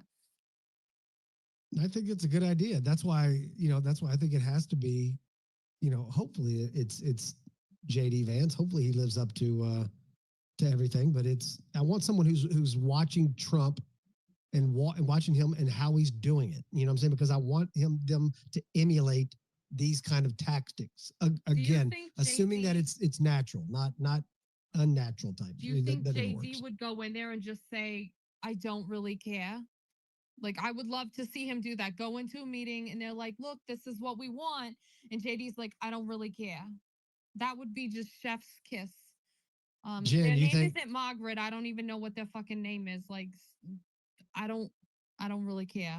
I think that would be great. I think if he can continue to tell people he just doesn't give a shit what they think, then we'll be fine. Not to jump in, he did that with Zelensky in the Oval Office, called out Zelensky. So, yeah, he has balls. Jen, what do you think about that? So, listen, JD Vance kick ass, right? It is still very early, guys, right? It is very early. Yes, he stood up to Zelensky, but I think that, like, right now, we need to be concentrating on getting Trump's agendas passed and making sure that these executive orders are codified into law. Right, these executive orders mean nothing if, like, God forbid, something happens in 2028 and the next guy or girl or whatever alien can come in and just get rid of the freaking executive orders, right? Like, then The biggest it's problem all we for face nothing. is the Republican Party. Well, and I'd just like to point out, like, the whole power versus power, right? Respects power. Breaking 911 about 29 minutes ago. Top Iranian official says Tehran would forego highly enriched uranium in nuclear deal with Trump. Right? So for so long, we have allowed these people just to run roughshod over us. Oh, you want to enrich uranium? Oh, go ahead. Oh, you want to do that? Oh, go ahead. We don't really care. Right? And it's not till you rip the carpet out from underneath these people and be like, nah, you're not doing this. And we have the power of the trade. We have the power, and we are now yielding that power with the art of the deal with President Trump. And you are watching how a businessman runs a country and not a politician who's good at kissing somebody's ass. Amen. Absolutely. I noticed on the point, difference. period. I'm sorry, Mike. Notice the difference between this and the first administration. I mean, the first administration, I think he did great. I'm so proud of it. This is completely different because now he's got backup. He has his chosen people in their chosen spots to do exactly as he says and to not go against him. I think it's fascinating to watch. I really do. This is such an exciting time to be alive and to be in this lane that we've all chosen. Well, plus, remember, guys, remember, he absolutely has experienced the evil for the past 4 years and has had a chance to plan for what he was going to do. He didn't realize what the quote deep state really was, the people who were really running this government instead of Biden. He knew damn well Biden wasn't running this country.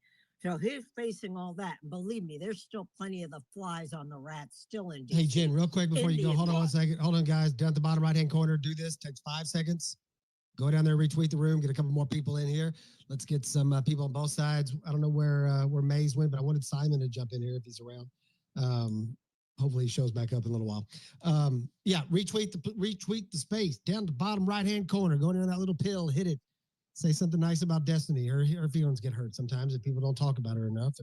But I'm sure she's reading some of the comments down there, and she'll maybe call some of y'all's names out loud in just a minute. Who knows what's going to happen? And we need to. We've got hands, and once you ask your question, please don't get offended if we start to rotate you guys a little bit because we're getting sort of a log jam in requests.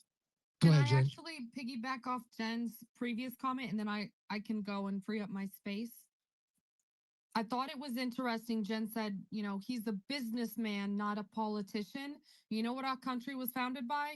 Businessmen. They weren't there to be politicians.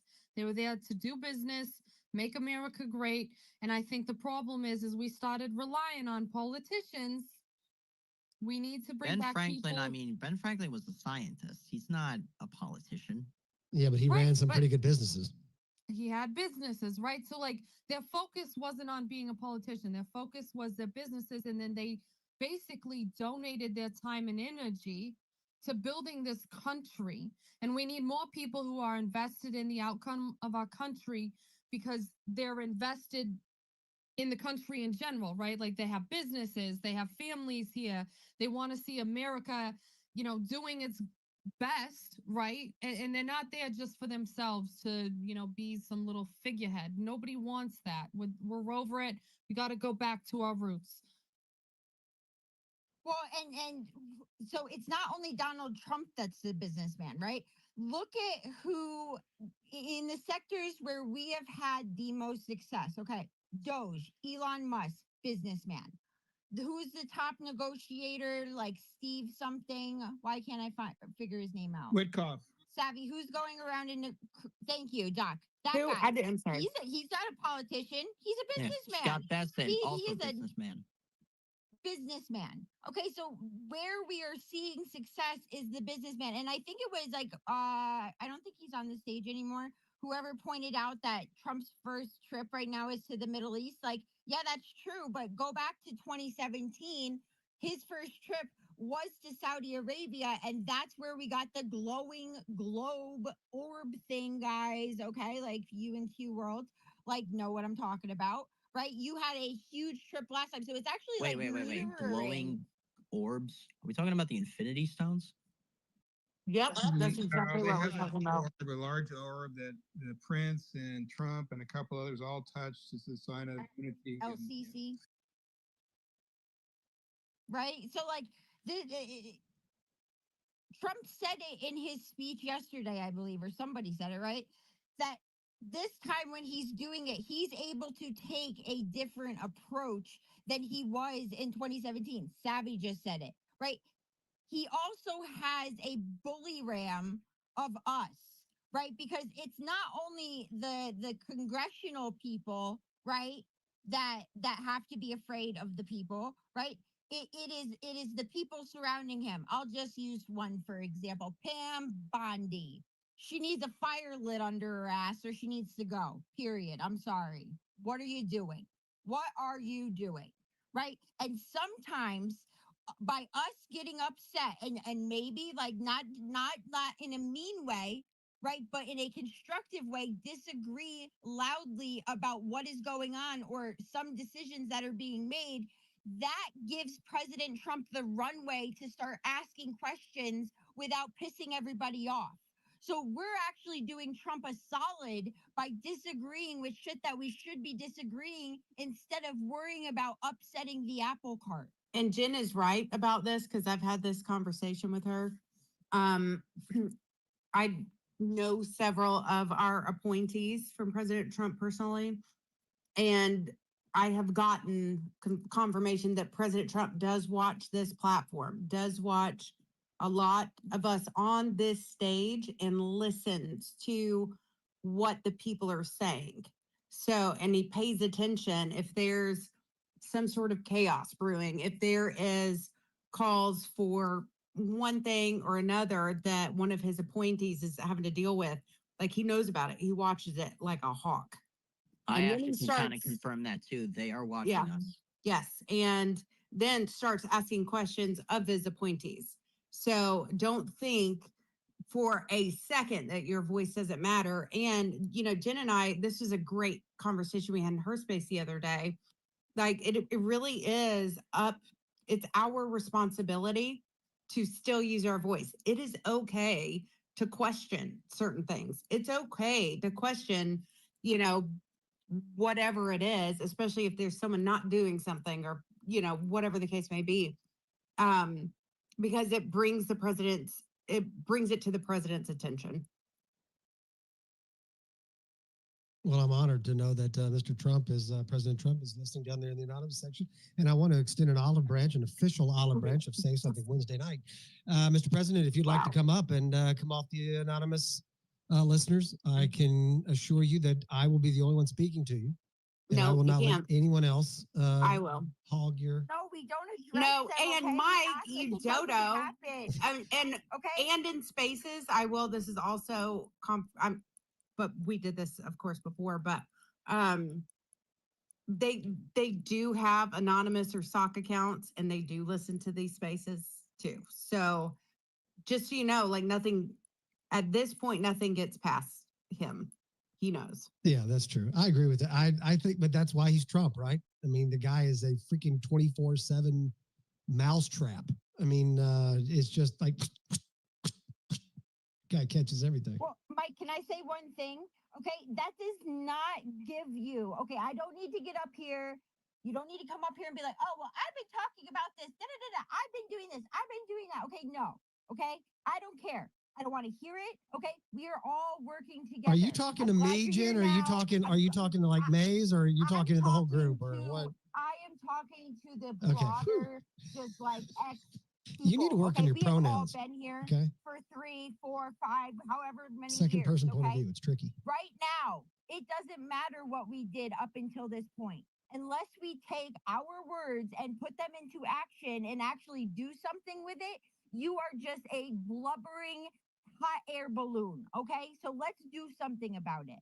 I just feel like she's talking. I really feel like that I'm on the butt end of that one. I don't know. Maybe it's. I'm not talking to anybody in particular, but if you feel that that is about you, maybe you should do some soul searching. And that's dare all you, I'll young say. lady? I held the space yesterday, and Sally, my wonderful co-host at the time, and of course you, because this is very true, because this space, and Jen hit on something. Like when we listen to spaces like this, right? I know a lot of people in the listening section are excited and they're energized and they're happy and they're right? I literally had a complete and utter breakdown because I don't think people understand the gravity that the midterms truly are. And I was literally had a panic attack because I'm sitting here trying not to black pill, trying to encourage, knowing I can't stop, because if I stop, I really don't know who's going to pick up that baton. But we are in a dire situation when it comes to the midterms. You know, we are in these spaces and we're like, man, it's been the best freaking 2 weeks or 100 days, insert whatever here. Yep. But also, we are barely hanging on to it. Like I'm sitting here, you know, I read things and I research and I'm data dumping and I'm doing all this and I'm scared to death. And if we don't have more people like the people on the speaker panel right now, we will lose. And I hate to be a Debbie Downer, but I have literally committed to every day until these midterms to try to communicate that we got to have backup. We need more help. We need everyone listening to this space to act. Sorry about that, Mike. No, bro. There are very few people that, like, I have to tell you that I've lived vicariously through some of your ups and through some of your downs. You know, I mean, I have to say that watching you go through that and just it tearing you apart, you know, and just struggling and trying to, you know, making ends meet and still being out there as a pro-Trump guy to the freaking core, you know, I mean, bro, it was tough watching you go through that, Sav. I mean, that's a, and you know, then I've, you know, listened to the stories that Jen and Dustin freaking went through, man, having their entire freaking lives taken away from them. I mean, this is, you know, I'm fortunate that I haven't gone through that. But then again, it's not fair to say that, it's not even fair to say that, right? Because I haven't put as much on the line as y'all have. And so it's not fair for anybody to say, well, we haven't gone through, you know, we're fortunate we haven't gone through what they've gone through. Yeah, but a lot of us haven't done what y'all have done. We haven't been willing to, you know, to put it out there in the same way that you have. Or maybe people don't know how to put it out there. They don't know how to start. They don't have the personality for it. So it's all they have to do is DM any of us on the me. You know what? I'm not even going to put anyone else. Please DM me and I will help you. But, you know, I understand where you're coming from, Mike. You have done so much, but we need more. We need more from everybody. And everyone has something to offer. Everyone has special gifts that can be utilized within their community, within their party, in their county, their district, their state. But we've got to have more. What we had in November was incredible, but we need at least to double that workload because it will be harder to get us, and us meaning conservatives, to the polls. And if you don't, people look at it like President Trump's not on the ballot. Well, actually, he is. Yeah, he is on the ballot. Absolutely And is on the ballot. And let me say this real fast, and just a shout out to Jen. Guys, listen, I love them from the start, right? American Mission, an elite squad of patriots. They don't just post memes, they make movements. Said it earlier. If you want to know what real activism looks like, there it is, AmericanMission.com, or go to their X page, subscribe, link arms with the sharpest, loudest, the boldest group of God-fearing, freedom-loving Americans that you're ever going to meet. And Jen, I believe that you also have tinfoil and tokens now, if I'm not mistaken. So that's pretty impressive. So AmericanMission.com, be sure to go to their X page and at least give them a subscription. It's cost absolutely nothing. And they've been my favorite group of people since I've been on X. I love each one of them, just Dustin and Jen and Chris and Kim and everybody. It's just great people, and I love them to death. Go ahead, Jen. So thank you, Mike. I really appreciate you. And yeah, we're trying, right? And Savvy, I think there needs to be a divide and conquer strategy this time. And it's exactly what you and I were talking about with American Mission a couple of days ago, is that, guys, like, we go out and we find these people to run, right? And a lot of times, dude, it's freaking Joe Schmo at the, local patriot rally that was brave enough to like stand up and run, right? And then somehow we got him across the finish line, right? And then we send him off to DC. And then we go, all of us as a collective go and just start working on the next thing. And no one is sitting there holding Congress accountable day in, day out, making sure that the new Congress people are not going to the cocaine and hooker parties, that the new Congress people aren't being subjected to the lobbyists, right? And I feel like that is a central part of where we are failing, and that's where American Mission is going to step up and fill. That's a great point, Jen. I never even thought about that aspect of it, the follow-up. Right. I thought about it the other day and I was like, wait, no one is in DC. Like, I want America, and Chris said this today in a meeting we were having earlier, is I want American Mission to become the American people's lobbyist, right? Yeah, lobbyist is a bad word, but we don't got one, guys, right? There's lobbyists for everybody else, but our congressperson, who we know is a failure, okay, they're supposed to be our lobbyist, and ain't nobody doing it. And that is why we are getting the short end of the stick. And if we were here every day posting, these are the bills being voted on, this is what they're working on, this is what we need to concentrate on, and we also need to get over the notion that all Congress people are created equal, right? Listen, I understand there's 435 seats. Could you name me all 435 Congress people? If you walk past them on the street, would you be able to point them out in a crowd to me? Absolutely not. Look at who's entering the bills. There is only a handful of people who are responsible for all of the bills being entered. We need to focus on the movers and the shakers in Congress, the people who are controlling the purse strings and controlling all of the other Congress people who don't have a spine to stand up for their constituents. And we need fighters in Congress who aren't part of the swamp, who are there to hold those swamp creatures accountable and make them work. And instead of being like little chihuahua dogs, being like, oh my God, we're going to primary you, we're going to get you. And they literally laugh in our face and then go to their cocaine and hooker party. Okay, enough with it. We're done. Okay, we're going to hold you accountable every single day, and we're going to use X. If you want that kind of heat, that's why I just told you. That's why they're the sharpest, the loudest, the boldest group of God-fearing, freedom-loving of freaking Americans. That's around AmericanMission.com. Just go to their X page, hit subscribe, and I promise you, you'll be involved in every one of these things, right? All of these decisions, they include everybody. Everybody gets to contribute, and that's what's... I wasn't included on the meeting. Well, except for Savvy, but that's something we need to talk about privately. All right, Doc, we're going to have a meeting later. Except for those two. Yeah, I did. It I was did a want to. one-on-one call. I did want people. to address something that I thought was left unsaid by Savvy and others. One of the things that we've agreed, I think, in this space to do is hold Trump and his administration accountable for the promises made during the campaign. That's an asset to them, right? It helps support them.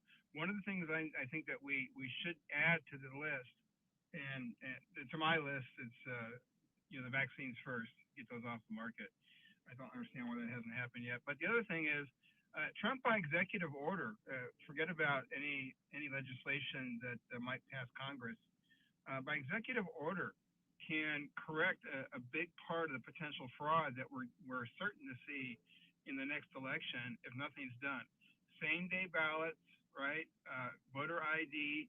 This can all be done by executive order, and it would be the law of the land. It would subvert any other federal regulation on the issue, unless and until Congress could pass a bill that would be signed by the president that would somehow modify or overrule that. So we can ensure a more fair election, and I think with fair elections we win every time.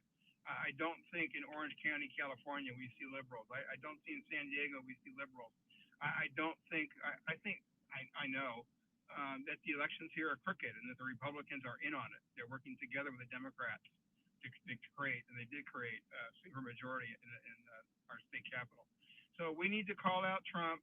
We need to ask for an executive order, or Mike Johnson, which I think is fruitless, which is why I'm not really considering it seriously, to put in place these protections against fraud in our elections. Appreciate that, Doc. Yeah, before we get to a couple of these hands, guys, again, I know I said earlier, retweet the space down at the bottom right-hand corner, but I wanted to give a shout out to one of the listeners out there, one of my favorite people in the whole world, Savvy. Guess who's down there? Who? Matt Storm, the great and powerful Storm? Matthew Storm, listening in the audience. Gracious, It's like I see Storm's PFP come up into the space, and it gives me chills. Do you know what I'm saying? It's like old home week. Exactly. It's like we're Oh going my back God, in we time. got Grant too. No, I didn't think that was that impressive. Yeah, Grant's not bad. But I mean, Grant's good, but Storm. Storm. Oh my right? God. You see what I'm saying? I know. So anyway, shout out to my boy. How you doing, Storm? Good to see you, brother. If you want to grab a mic, you've always got a spot in the speaker panel if you want to jump up there. Grant has probably taken it for you. But love you, brother. Good to see you. And chime in, come up anytime. Me, Spacer, Isu Spacer, as they say in Mexican XSpaces. Southern, go ahead. Oh my God. Wait, Mike, have you seen the story that the DNC is currently flying a plane over Mar-a-Lago with a banner about his plane? Like, that's secured airspace. Like, I haven't heard that. Sorry, No, that just came out. Why are we not shooting down the DNC plane? Like, I don't give a I'm sorry. Yeah. I bet you Hogg wouldn't approved of that move. Peacefully, Jen, peacefully shooting it down. Peacefully shooting it down with Oh no, see, Rubber I bullets. don't gotta say peacefully with that one. That's up to the Secret Service. That's secured airspace. Remember we learned about secured areas during January 6th? Yes, we did. David Hogg would have never allowed that plane to fly over Mar-a-Lago. I can tell you that right now. He's a man's man. Man-ish. Something like that. Anyway. Man adjacent, Southern, Mike. He's man adjacent. Man adjacent. That's right. Adjacent. Yeah, that's exactly what it was. Southern, go ahead and jump in there. Then I'm going to go to Grant and ask him a couple monetary questions about what's going down in the Middle East there. Go ahead, Southern. I had put my hand up when we were talking about the Middle East, so can I go there? Absolutely. Okay. You were right. Trump made a visit to them. When Biden went in, they just had one person meet him at the plane, no red carpet, drove him in. He fist bumped, went in, and they told him, no, we're not going to give you oil. We're going to drop the number of barrels we're selling, because what Biden did to Saudi after COVID was unforgivable. Trump negotiated with all the oil countries to have everything at a certain price. I think it was $55 a barrel.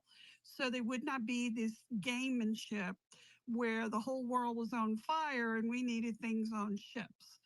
And when it was over under Biden, He refused to take 6 phone calls from Saudi. How do I know that? One of the Secret Service is my regional director's brother. And he was so pissed off. But anyway, when Biden went in to the meeting, they said, yeah, we're going to take your advice. We're just going to cut the barrels and all this, but we need oil. Well, we're cutting barrels. And that was their way of saying, you disrespected us, so you're done. They also told Biden at that meeting that they were going to announce what they had said in this meeting, and he begged them basically not to say anything until after the midterm. What did Saudi do? The next day, they got out and did a public announcement in front of the camera. I loved it. But Trump coming in, that podium was for the world. We didn't need to have it really for Europe. What we needed was for Russia and China, especially China, to see it and know they're going to be playing with Trump in the Middle East, and they're going to be partners. China likes to build debt and infrastructure in countries like ports. That is how they control countries. They go out and build these ports, build half the way the road system, and kind of leave, and you leave the country in massive debt. So they'll take any business they can get from China because they're just trying to pay the bills and try to struggle and survive. But our foreign policy was actually shaped under the CIA and the deep state. And it was set up for nation building. That was the purpose of NATO. All of that. We have gone in and did all these coups in all these countries, and we have left them worse off. This is over under Trump. This is what terrifies the deep state, the oligarchs, or the international syndicate, whatever you want to call them, because they make money off wars. They get double dipped on both sides. They love that. They like control. Trump is putting people in control, not them. He's flipping the switch. And that is so apparent in his speech. I loved it. I saw the emotion because the Middle East cannot depend on oil forever. Energy is changing. They live under one umbrella, oil, and they've been able to be their own playground. But now they got to play on a global scale. There's nobody better than Trump. But he was basically telling China, you're not getting a pathway through Middle East to get these ports. Bottom line, not going to happen. Not because we're going to go in there and demand that they can't have it. We're going to help them do trade so China cannot come in and play their game. Saudi Arabia doesn't really have a military. Our agreement when we did the petrodollar in 75 under Kissinger was we would protect that. That was our deal. Well, it was for 70, I don't know how many years, but in 2025, this is when that contract came back up. But when the Saudis talked to Biden, they decided we're not going to have this conversation working toward this. Now, I do not know where that is in the conversation because it's a whole new sandbox. But I think this was sending a phenomenal message to China. And that's so important. Russia also got the message because they do not want to be handheld or managed by Russia or China. And Trump is like, what I'm so impressed about y'all did it on your own. You did it and built it. You didn't take from other countries. You built this. You should be proud of this. And you're making those changes that we need to see in order to stay where they're at, continue to grow and take care of their people. So what Trump did was not just a masterstroke. The man plays 5D chess and everybody else is playing checkers. But the bottom line is we have such a huge opportunity right now to stop these endless wars. I come from 6 generations of military. I'm tired of the dying. I am tired of the dying and really understanding these endless wars and doing my homework, spending time with Colonel Towner, all these different people. I really understand what these wars were about. They never were about freedom and democracy. It was for power and resources. Agreed. And look at where we're at. Every country's in trouble financially. Look around the world. Saudi's doing okay, but the rest are breathing with heavy debt. So it doesn't work. So Trump is the guy. And the reason I'm interested, and I'll land my plane here in JD Vance, Trump is negotiating it all. He will be the manager of it and hold it accountable. And that's what I believe, because you can't have another Trump after Trump, because now you got to manage all this acquisition. And one thing, Howard Lutnick came out and said, we're investing in manufacturing so that you always have a job and your children will have a job. And with that, we can improve education dollars locally. We can do better. Now, I will go to the wall and fight for this every day. And I know what you're talking about, real savvy. I've already been sitting down and looking at, because we want to absolutely primary Tom Tillis. We like Ron Brown. We're looking at all the candidates, and I have already reached out to every senator and every congressperson. Please do not take our vote for granted. We are looking at you and what you're doing, and we don't like it. Absolutely. And we see everything. So I'll land my plane. Thank you, Mike. Appreciate that, Southern. Always great insight. you, Southern, Southern. it's almost like Southern just knows everything that's going on all the time. It's pretty damn impressive. Appreciate that, Southern. As always, I want to go to Jen just 1 second, but I want to check in. George, are you teasing me with your hand coming up and trying to get on the stage? Like, how many times I got to add you and you drop back down? I don't know. My phone keeps crapping out. Sorry. Is Jennifer going to speak now? I'll let Jennifer go, and then I'll go after her. Such a gentleman. Yes, Jennifer is going to speak, whether or not you allow her to or not. That's the way Jen does it. It's not even about being a gentleman. She'll just show up and kick my ass. That's correct. the problem. That's why we always let Jen speak first. Love you, George. So guys, Southern, a couple of things that you said. One, it is totally broken from protocol that the Saudi royal prince even showed up on the tarmac with Trump. Like that is, it's not just a Trump, like a Biden thing. Like they usually send their underlings, right? And then on the China thing, you're very right about the ports, but I also think that there's an element that's missing there, and it's not just ports; it's also them building military bases. Absolutely. And we see this in the Caribbean, where they're doing pretty much what Hezbollah did in Lebanon after the '85 civil war, where they're showing up and being like, "Listen, you have no infrastructure here. You have no roads. Your buildings, they're dilapidated. You know, we'll come in, we'll build everything for you, and all we're asking is for 1,500 acres or 10,000 acres. That's it. We just want land. We just want land." Meanwhile, they now in Jamaica have a base right pointed at what's it called? Freaking Guantanamo. There you go. Right? So like China is using the ports as like a front, and also like building up military bases all around the United States and putting us in a very precarious situation. And Saudi, like that, Southern was so correct on it was sending a larger message, but I'll let George go.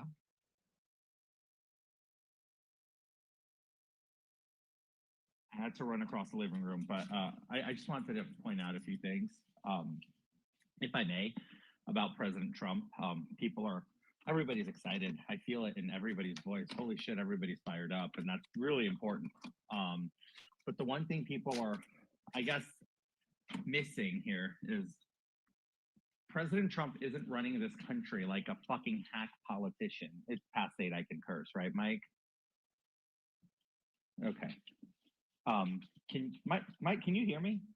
Sorry, I was cussing. I was cussing into the mute button. Oh, okay. Yes, you absolutely can. So he's not running this country like a politician. And bear with me briefly. He's running it like a businessman.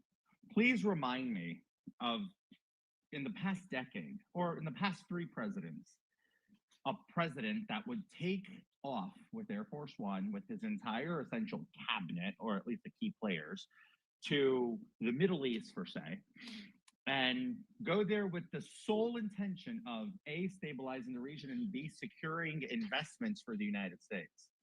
I can't recall. I could be wrong, but I can't personally recall one instance of that happening. That's what we would equate to a business deal. It was a private equity venture, essentially. Like he literally left the United States, he's president of the United States, so I'm going to go find money with all these rich oil assholes in Saudi Arabia, you know? And again, I am through the moon for it, and I'll tell you why. I'm a person who personally think that this country has not yet done all of the scrutiny it should have on Saudi Arabia, especially when it pertains to 9/11. I won't let it fly. You know, it's still something very fresh in my mind that we ignore the funding, we ignore the fact that some of the hijackers were Saudi nationals. They trained in Saudi Arabia. But I do want to say this. The current crown prince and the current members of the royals that are ahead of the country were not at that time. That doesn't excuse the fact that there shouldn't be investigations. It just means that we need to be cautious when it comes to this with these people. We can't just be all excited. Oh, they gave Trump the purple carpet. Yeah, that's all nice and dandy. We just need to secure that something like 9/11 will never happen with, and organizing and orchestrating will never happen within their borders. That's all I want. You know, give us all the billions you want. Hey, round it up to $1 trillion. Who fucking cares? But I just want to emphasize that everybody seems so shocked. I'm not shocked. This is a man who literally took his dad's construction company that used to build 6-story buildings in Jamaica, Queens, where in parts of Queens where I grew up.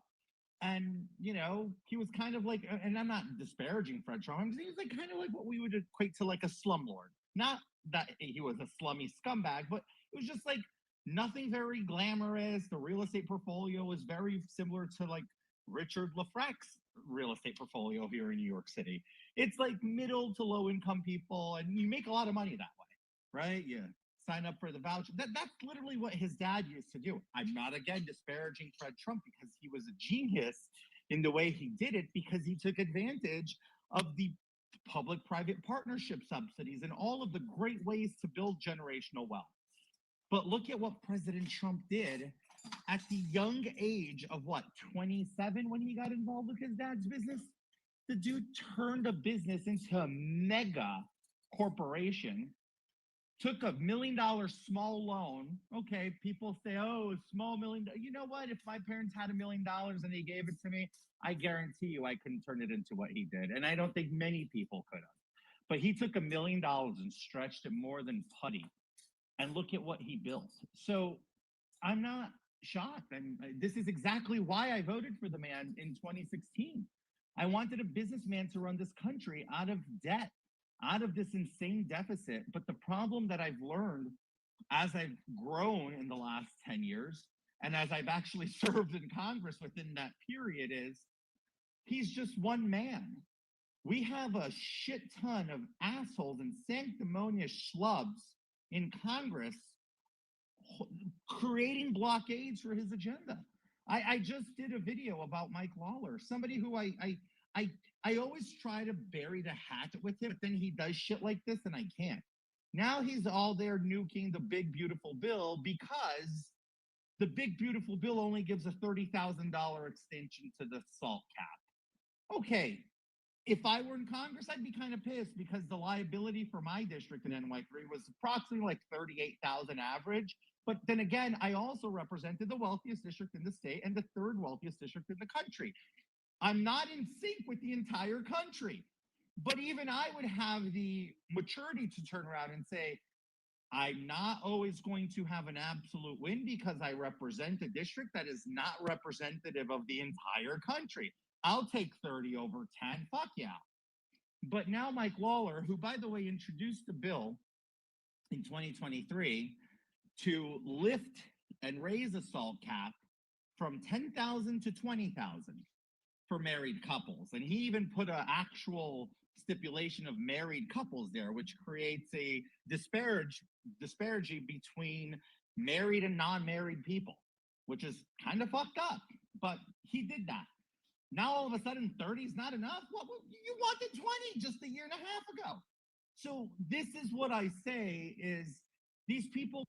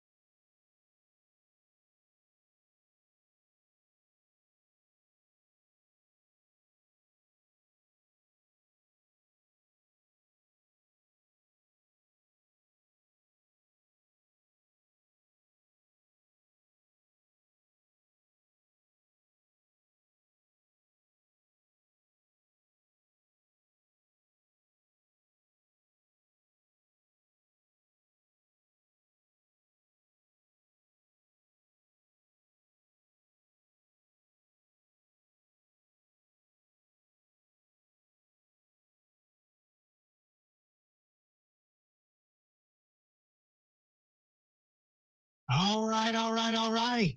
We're back Wednesday night. Coming at you 7:22 Central Standard Time, 8:22 on the East Coast. Brand new in there from Sabrina Carpenter. Whatever the hell the name of that title is. It's a hell of a good track. She's working late. And then all that stuff. Yeah. It's a solid freaking track. You can't beat it. It's really, really solid. It's like imagine if you could. Alpha Warrior being a singer, right? Now I want you to imagine Alpha doing this little move here. See what I'm saying? It would be sickening, right? It'd be so good. So good, thank you.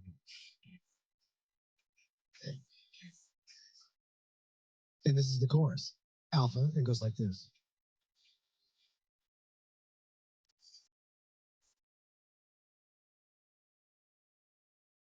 There we go. Yeah, the damn thing crashed. Probably something Destiny did. Jeez. You'd think that she'd understand how to do it. Destiny. It's terrible. Yeah, so God, I was right in the freaking middle of listening to George. Then he texts me and says I'm rude. And I called him a bunch of names, and I think we broke up. So whatever. Screwing. I'm joking, George. Stop. Come off anonymous. It's fine. Yeah, Des. So I'm in the middle of like an incredible thunderstorm right now, and like it's on video because like I'm videotaping with my iPad the sky right now, and literally as he did that, Destiny, like the greatest lightning bolt God has ever produced, like just lit up the sky, and I was like, oh, that's on video, and I can't wait to like clip it later and show you. But yeah, he summoned like literally like the hands of like Thor. It's not the first time that's happened. I can tell you that right now. It's happened many a times. When I was a young man, all the time. 80% of the time, it was every time. So. Well, you know, I love the thunderstorms. I do. I love them. I love lightning. I love thunder. I love the whole thing. I just sit out on my porch and I just stare. I love it too. Yeah. Yeah, there's something about the bad weather that just my brother loved it, and Oh my gosh, it just struck like really bright, which means there's gonna be like a big thunder in a second. Okay, maybe like 5 seconds, but you'll hear it. I'm gonna just leave it open so you can hear it. there it is. Mm-hmm. So that sounds like it's about 5-6 miles away. Yeah, it's been going on for a minute now. This has been going on for at least 30 minutes. But now we're getting like the touchdown bolts. It was just kind of sheet lightning there for a minute. Now it's really kind of showing its legs off a little bit. Word. Alpha, dude, I get it. I appreciate you putting your freaking profile picture in there to bring the chicks in, bro. But I mean, you can come up here and freaking speak. God dang. Don't be so, he's so shy. I don't know if y'all seen that. By the way, if you guys haven't, Alpha probably has he probably, you know what, if he's not going to speak, at least he could do that. If you guys didn't get a chance to hear our interview the other day, I actually thought it went really, really well. I've had some people complimented the interview. Said Alpha is very. I had some people say it was a great chemistry between us. Of course, I think we already knew that. And that Alpha's interview skills were very good, very top notch, which I have to concur with. And it was a lot of fun.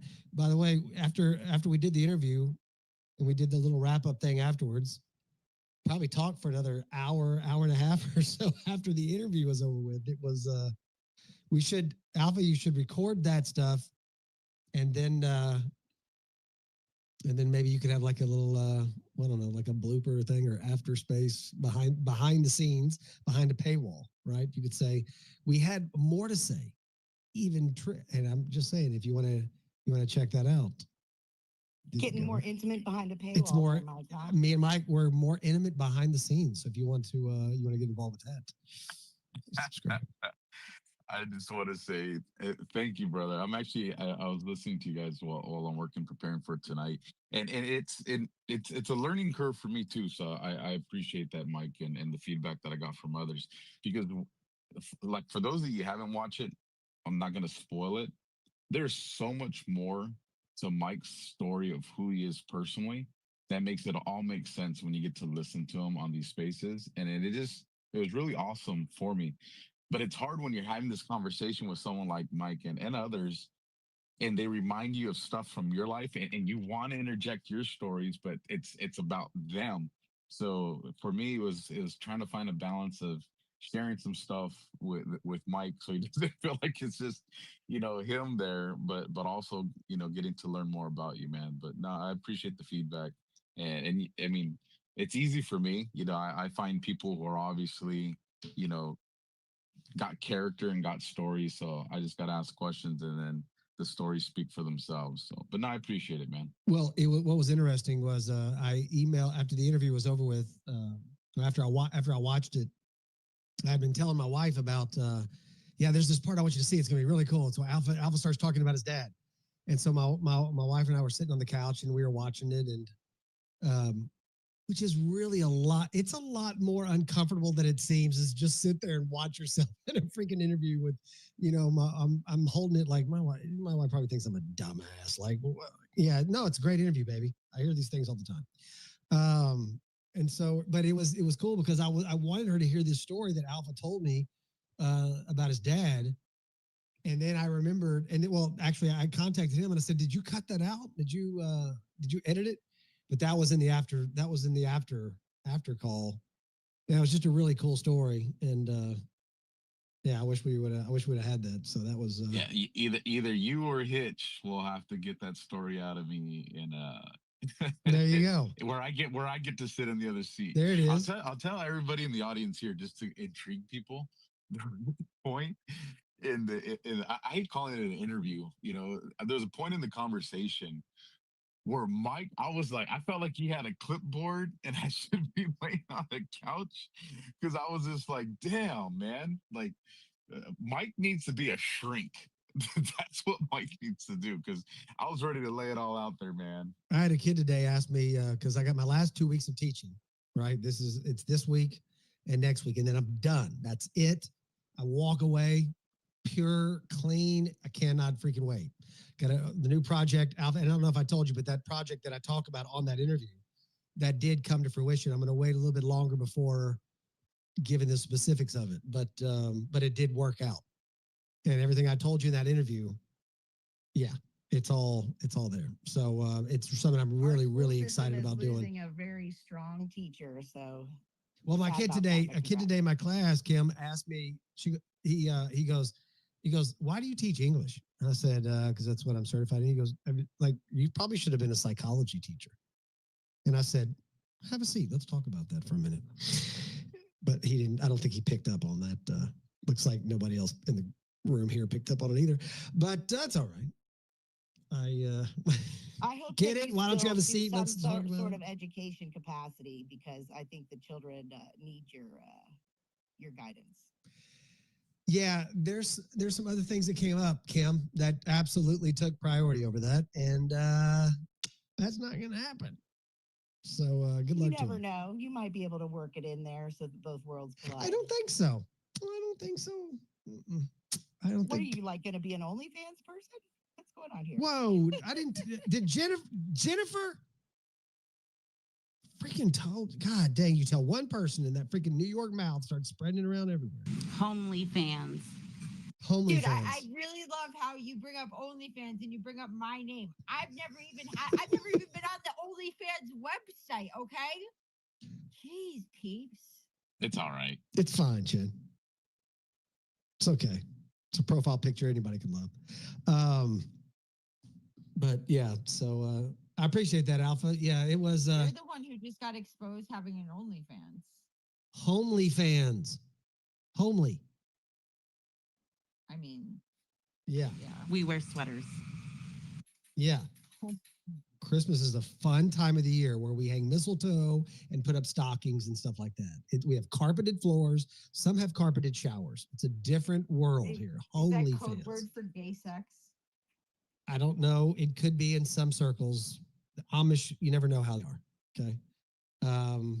But if it is, you go with it. At least you and Alpha had chemistry. It was so hot. I'm not gonna lie to you. It was incredible. And I mean, it was, listen, society's Well, just too comfortable listen. saying it like that. If it's two dudes and a hot chick, it's a party. But you remove the hot chick, and all of a sudden it's gay. it's gay-ish. No, it's straight on gay, not gay adjacent, not Gay adjacent. straight gay. You know, I opened the space back up thinking that we were going to be able to get back into it, but I just don't see that coming. It's kind of hard to talk about the Middle East. I don't know how you segue into the Middle East from the gay adjacent interview with Alpha. Oh, it's easy. You want me to do it? I'll try to bring it back, Mike. You know, going off of, I didn't get to hear the beginning of what tight leather pants George was saying, but I did catch the tail end of it. You know, with concern over the relationship, and I think this is one of those times where geopolitics meets conspiracy, and when you think back, to the relationship between Trump and MBS, there's a lot of theories that surround the Vegas shooting, and that being a secret meeting between Trump and MBS, and Trump was able to save him, or have people save him from being assassinated. And then shortly after that, or about a year after that, is when you have the Saudi journalist, I can't think of his name. Khashoggi. Thank you. That goes in to get some type of documents, and all of a sudden he disappears. Rumors circulate that his body got dismembered, and it was agents that were acting on behalf of MBS. And at that same time, you have MBS does the Great Arabian Purge, where he had over 500 people, to include some of his family members from the family and all that all of a sudden are removed from power. And you have our all of Congress, but specifically the GOP back then, was pushing hard on Trump to cut ties with the relationship with MBS, because they knew if he did, MBS would be removed from power. And now we fast forward to this administration and this welcoming party. What's going on? The conspiracy side of me says that this sovereign alliance is absolutely real, and I don't think we should be concerned. I think we need to be freaking motivated and pumped up about it. agree. 100%. I absolutely agree. This is it's. But Go ahead. Well, I wanted to add on to But, what Southern um, said because when she oh. said that Trump is playing 5D chess, I absolutely agree with that. But I think he's speaking in checkers so that we understand clearly what he is doing. He is going back to the Constitution and simplifying things. And I mean, just using it as a precise, beautiful weapon as it was intended by our forefathers. Okay, so Kim, I completely agree because the way he's explaining things, right, is in very simple speak. But what Alpha was saying, right, about let's just unpack what Alpha said for a second, okay? You have the Las Vegas shooting. That's what I'm trying to say. Las Vegas shooting, right? And how that comes in, right, is that during the Las Vegas shooting, because remember, the Saudi royal family owns a floor of the Mandalay Bay, right? So supposedly at this time, MBS, right, who is the crown prince of Saudi currently, the guy on the stage with the little hands over his heart, okay? He was meeting with, I don't even want to mess something up, but he was meeting with some important people over at the Four Seasons, right? So people have speculated that that Vegas shooting was like a hit slash gun running operation gone wrong against the Saudi royal family, right? So now fast forward to where we are today, right? And you have MBS, right, who then had a power struggle, right? His like uncle literally died. Like MBS is no one to mess with either. So like, let's not act like he's some like little petty little dog that we can control. Like, no, he kills people, right? So like, there is a Is that me or is it? Am I getting PSD from the space crashing earlier? Yeah, there is a very delicate dance happening right now. But Trump has built up rapport and respect with the Saudi royal family, where he's able to I don't want to say execute. He's able to carry out right these deals in the Middle East that no one has been able to do up until this point. And Alpha, you talk about the Freedom Alliance, right? I would venture to say that that alliance actually happened during the Obama term, because someone that I was like I was a intern, right, at their company. And at the time, he was very powerful in foreign policy circles, and he got invited to a independent meeting of nations that was taking Middle East nations that was taking place, and they did not want Obama and his people to know about it because they knew at that time that they were undermining Middle East peace for this nation building bullshit, and they had somebody else go and represent the United States at this secret meeting that was happening in the Middle East, right? So we know that they have been trying to subvert this nation building, right? But there was never a position where the camaraderie, the respect, the trust between the US government and the Saudis, because remember, what Trump is doing is all of the people who have gone around the Middle East to subvert these governments and try to take out people like MBS, try to take out good people who were in charge, like the Libyan guy who Gaddafi, right? That was They are now stomping those people out and saying, you were taking away their power, and now I'm restoring their power back to them and allowing them to join this larger Middle East project that they have going that has completely cut out the cancer of those people. I would have to agree with you, Jen, because you have 9/11, you have Khashoggi, and you've had other events where Saudi Wait, had. Southern, 1 second. That's what I wanted to touch on. Khashoggi. Alpha, he's not just a reporter. Don't let anybody sit here and tell you like, oh, poor Khashoggi. No, he was sitting on the backside with the freaking Muslim Brotherhood and the CIA. He was not some innocent journalist. Don't you dare let anybody get up on the stage and be like, poor Khashoggi. No way. I think the guy might have had it coming. I don't know. 100%. And just to add to that point, Jen, the CIA, and I forget which committee it is, provided that report to Trump. And Trump straight up came out and said, I don't believe it. So Trump was already, if anything, that was a strong indicator at that moment that Trump already knew the CIA was compromised when he was like, "Yeah, I'm not buying your report that you're serving me in order to cut ties with MBS." And that would go along with his behavior where he used third party when he needed boots on the ground, working with the military and cut out the CIA. So did we that think makes it was the sense. CIA that was trying to get MBS in Vegas?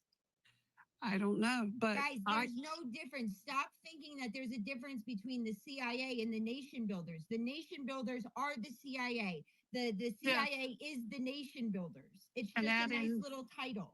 and then add in NATO with the countries. That's what you have. And they use USAID to funnel money so they could get it to the CIA. There's a lot of different other type. I've been down these rabbit holes, and how it ended up at the CIA is disturbing. But they also had their black ops as well. But the reality is, if you can't, if you see something funny, the question is, whose interests are they representing? The CIA has never represented the best interest of our country, ever, ever. They're a terrorist organization. I also think NATO is the same. They're a nation builder. 100% You terrorist guys, they're organization. all run by the same people. The nation builders, NATO, the United Nations, CFR, Atlantic Council. All of it is the same people. And the way they get you is because you think that they're different people. Well, MI6. MI6, IBS. yes. I mean, you name it. All of them. She's right. Mossad, don't forget them. The Hillary and Bill, or the Clinton Foundation. Well, because look, if you look at, conspiracy theorists got it right again.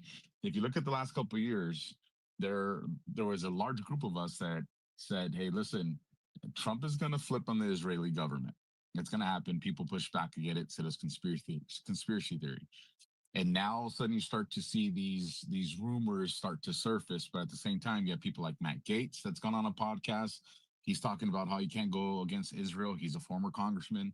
You have MTG, who's a current congressman, coming out and making the same statements and talking about AIPAC. So obviously, we know that there is a professional, systematic organization to push that narrative now that's in line with these moves that Trump's making. And why? Because if Trump recognizes Palestine as a state, and he hinted during that conference as well that Hamas is still bad. So A, he's going to get a lot of people in a very cornered position because they're going to want Palestine to be recognized as a state. He's not going to allow it to be done with Hamas at the helm of it. But at the same time, Benjamin Netanyahu has to prove, he has to sign off on that. And we know he's not. He's absolutely not. So if Trump and the nations in the area are saying we're on the brink of peace, and all you got to do, BB, is agree with this and we have it, he's not going to do it. And if you look at the Israeli Times and some of the articles that are coming out these last couple of days, they were polling the Israeli people, not the operatives that are on these platforms, but the actual people that live out there. And they were saying they had protests and stuff going on, that they see the expansion of war as politically driven, not self-defense, not religious, I agree, Alpha. but as politically driven. So that means that Trump's polling higher with them, and the people are seeing what this conflict really looks like. So if Bibi goes against it, he's gonna get cooed out. However that looks, he's gonna get removed from power. So if you get Bibi that's removed from power, and you get the bad guys that are in the IRGC that are removed from power, you're gonna see stabilization in the Middle East, and it's gonna all be done around economy, about everybody benefiting from it, and that makes Trump's life like he's in a dangerous spot. I mean, he is out. He's already surpassed exponentially what JFK did. So we need to keep this man and his family in absolute prayer, like constantly. Yeah, but also, I think you're right about that, Alpha, because with Bibi, he's not going to be top gun in the Middle East. The Saudis are. And with him driving across all of the Middle East, that now just becomes a pawn on the chessboard because he's not dealing direct level to level with Trump. Trump is above him now. So you can't, Trump's top down now with the Saudis. That puts Bibi in a secondary position. So politically, he's also in trouble. They want to try him for war crimes. So he's going to need an exit strategy over a Golden Gate Bridge like Art of the War. It's going to come, you guys. You have NBC that reported today. Boone Cutler put it out there if you guys want to read the article. But that a top Iranian official said that they would forego the enriched uranium for a nuclear deal with Trump. So what Trump is asking for is going to happen. It's just a matter of what false flag are they going to create to try to make it not happen. Would it matter at this point, though, Alpha? That's the thing. Like, I think that we would see through it. It does. It does matter because the unfortunate thing is the vast majority of I hate using the words normie because I know people take it insulting, but the vast majority of the American population still relies on MSNBC and CNN and Fox. So they're not getting like a lot of the content and information that we get on these platforms or from alt media. So you can still create a lot of chaos or just enough chaos to create an issue with the false flag. And you see them, they're trying to gauge which false flag to go with. And they've been doing this the last, I would say, year and a half. Are they going to go the spiritual route? Because we see all the stuff that they've been doing. Or are they going to go the racist route? We've seen the black versus white versus black that they've been trying to push. So they're trying to see, because they got one chance. And they want to see which is the one, based off the algorithms and predictive analytics that they have, that would create most chaos. So it sucks. But I mean, these conversations, and that's why, and I'll land here, Mike, people that come to these spaces or people that watch the podcast or people that read Substacks, if that's all you're doing, you are failing what's going on. You have to have these conversations with your local circle, with your family, with your coworkers, with the people at your church. That's the only way that we get this information beyond the scope of, where they keep us to. Because listen, it's not just the bad guys that are doing censorship. Good guys are also doing censorship because they're trying to control the timeline of how this happens. Totally agree. No, you guys said some great points. It is. I wish we could look forward into the future a little bit and kind of figure out how this is going to play out, because Trump probably still has quite a few things up his sleeve. But I can say that from what I'm seeing right now, yeah, it's not like an "I told you so" moment to the people on the left, because it's just like the poor people have nothing to cheer about that they're doing. It's only anti-Trump. But I'm really interested to see where Trump is going, because I still think this all comes down to digital assets and peace in the region. I think it has to do, obviously, the financial stuff. I think that we're going to see a complete overturning of the financial system in this planet. And I believe this is a huge part of the foundation that's being laid toward that. Real quick, before we go to the hands, I just want to say we're going to be starting the subscriber-only space in about 30 minutes. So if you want to come over there, that's when we just let it all hang out. And it was kind of like when the space. Is that $1? It's not $1. It's only 99 cents. They rounded up to $1. That's the weird thing, because it has to be like that. Great point, Coyote. You're so observant. That's why everybody loves you. That's why you're a subscriber. That you probably learned that in the subscriber space. 99 cents. And then you get to talk to lifetime subscriber. I wish I could just pay it all. I wish right you could, now, bro. so we can I get it done. wish you could too. I wish you could too. But Can Feel I like $100 seriously have your lips removed from his butt right now? you can learn how to do Ooh. that in the after space. We're not just going to tell you the secret how to do that now. That's what the 99 cents is for. So Yeah, like what part of the yeah, butt? exactly. Don't answer that. I don't even want to know where The you're. taint. Don't answer that. The taint. That you're supposed to save that for the after space. Dang it. So anyway, if you guys want to join us in the after space, 99 cents, hit subscribe. We'll make fun of Destiny and the way she looks and the way she sounds and all that kind of stuff. And plus, and if Jen shows up, that's just fodder for the cannon. So Hey, anyway, can I say one thing real quick, Mike? Coyote, this is your stage, bro. Thank you, man. I'm sorry I'm late. We just had it was a biblical conversation that we just had. But hey, any people out there, quit coming up to me and asking me if the QAnon is right. Okay, or the QAnon, whatever. Like, I get it. Things are going kind of getting that way or whatever. But I get asked that probably 15 times a day. Do you think the Q's right? Do you think the Q's right? Hey, Do you think the Coyote, Anon's do you right? think that the Q is right? Could you answer that for me? I mean, I've never discredited them, and I hope so. I hope that last saving for last is coming up right now because it Why looks don't y'all kind of just good. add Q alpha and just go straight to the source? I gotta read this stuff. If I like you're reading it. asking yourself if Q is right, Q is right. Here's the question that I think people need to ask, but they don't ask it the right way, Coyote. Is Q real? And the answer to that is yeah. You can go to the boards and see that it exists. I think what they're trying to ask is it, because we all know it's a psychological operation. Is it the good guys doing it or is it the bad guys doing it? Either way, you should study it. If it's a bad guy operation, you want to study it to see what it is they're getting us to do or not do. If it's a good guy operation, you want to study it to understand, well, what can be my role in it? And at the very end of it, the way it was designed, it'll get normal people and kind of show them, alternative ways to kind of look at things in a different perspective. So you benefit from that too. So at the end of the day, I think it's important. I think it helps this movement, but there are a lot of people that have adopted it and exploited it to create this solely trust the plan, sit around, do nothing, and that's absolute poison. It's something that had a purpose, and the purpose, sorry, I'm choking. The purpose is to get us to figure out what our role in this is and actually do something. That the one that's going to come and save us is we, the people. And if there is, clandestine and good guy operations taking place, both sides have already planned for the reaction of the populace. We just got to do our part. Amen, brother. A lot of people like to use the word or the letter Q. I like to use the letter C. And I also like to use the letter F. And when I put those two together, you get CF. And I love CF. If anybody doesn't know who that is, it's the gentleman with his hand up right now. Coochie farts? That's what he was called when he was a kid. They don't call him that anymore. But I love him. Chris, I love you. Mike, I love you too. And I love the ability to say something every Wednesday night.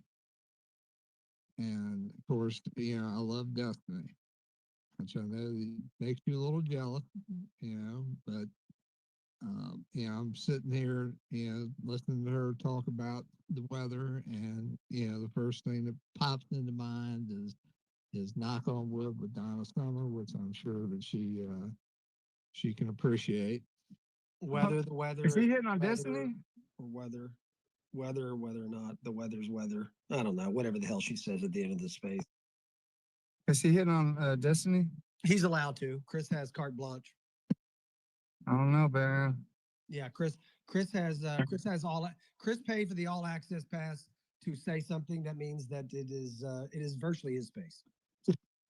Oh, he got to see that 2017 leak of hers then. Oh. Yes, he did. But oh my God. Yeah, Bob, we had a baby, you it's a boy. interrupted Chris, and now he lost his train of thought. Rude. Trump is Q. Okay, that's number one. So you all deal with that.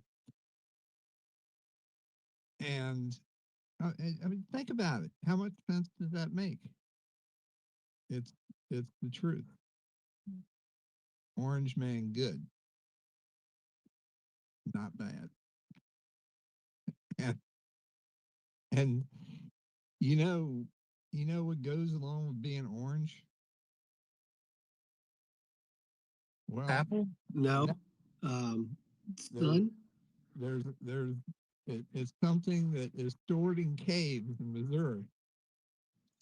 Chris, I'm gonna drop your ass. I'm gonna drop your ass right now, Chris. Watch what happens. I knew he was going there. I felt it. It's coming, Chris. Go ahead, push that button. Watch what happens.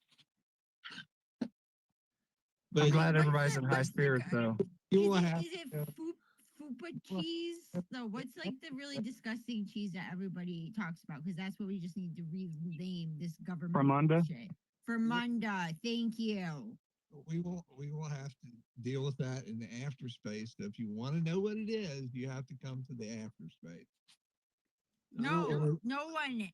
because literally no one in this space would be dumb enough to eat cheese given by the government. If the government is giving you food for free, you should not eat it. And if this is the first time you're hearing this, you have a problem. But I had to when I was younger because my daughter was premature and I couldn't afford formula and stuff. So Okay, but you went, okay, it's not food stamps, Sally. That's not what I'm talking about. I'm talking about the government shows up with a container of chicken. Are you going to eat the chicken? No. Is it fried or like lemon herb? Or we And just that's like how they get Lemon you. herb government chicken, baby. You can't beat that. I'm just saying, if they go the Walmart route, and anybody that denies this, you're lying. We've all passed that little Walmart stand, and you see the chicken, you smell it, you're like, I just want Bro, to get it. the freaking the chicken, you go by there and you grab it's like $6-7. The oven, the little what do you call it? Rotisserie. Wait, Rotisserie so this chicken. isn't a joke, that right? one. Bro, lemon So pepper in chicken from Jamaica- what's outstanding. Well, no, so I'm not even joking. So in Jamaica, right, and a couple other places, there have been shipping containers randomly showing up full of food, right? One was floating in the ocean. The other one was left somewhere else. And the people in the area go and they open it and it's actual food. Well, in these countries, like, you know, like they don't really got like the luxury of like going to the Publix, right? So like they're actually eating it and consuming it. And like it's actually a problem because like why are there shipping containers showing up full of food? I saw that. I saw that. Untouched. Yeah, they did an interview with one of the guys, and he said, like, you know, how do you feel eating it or whatever? He said, it'll make a turd. I was like, oh, it'll make a turd. That's pretty good right there. Well, Jen, you don't even have the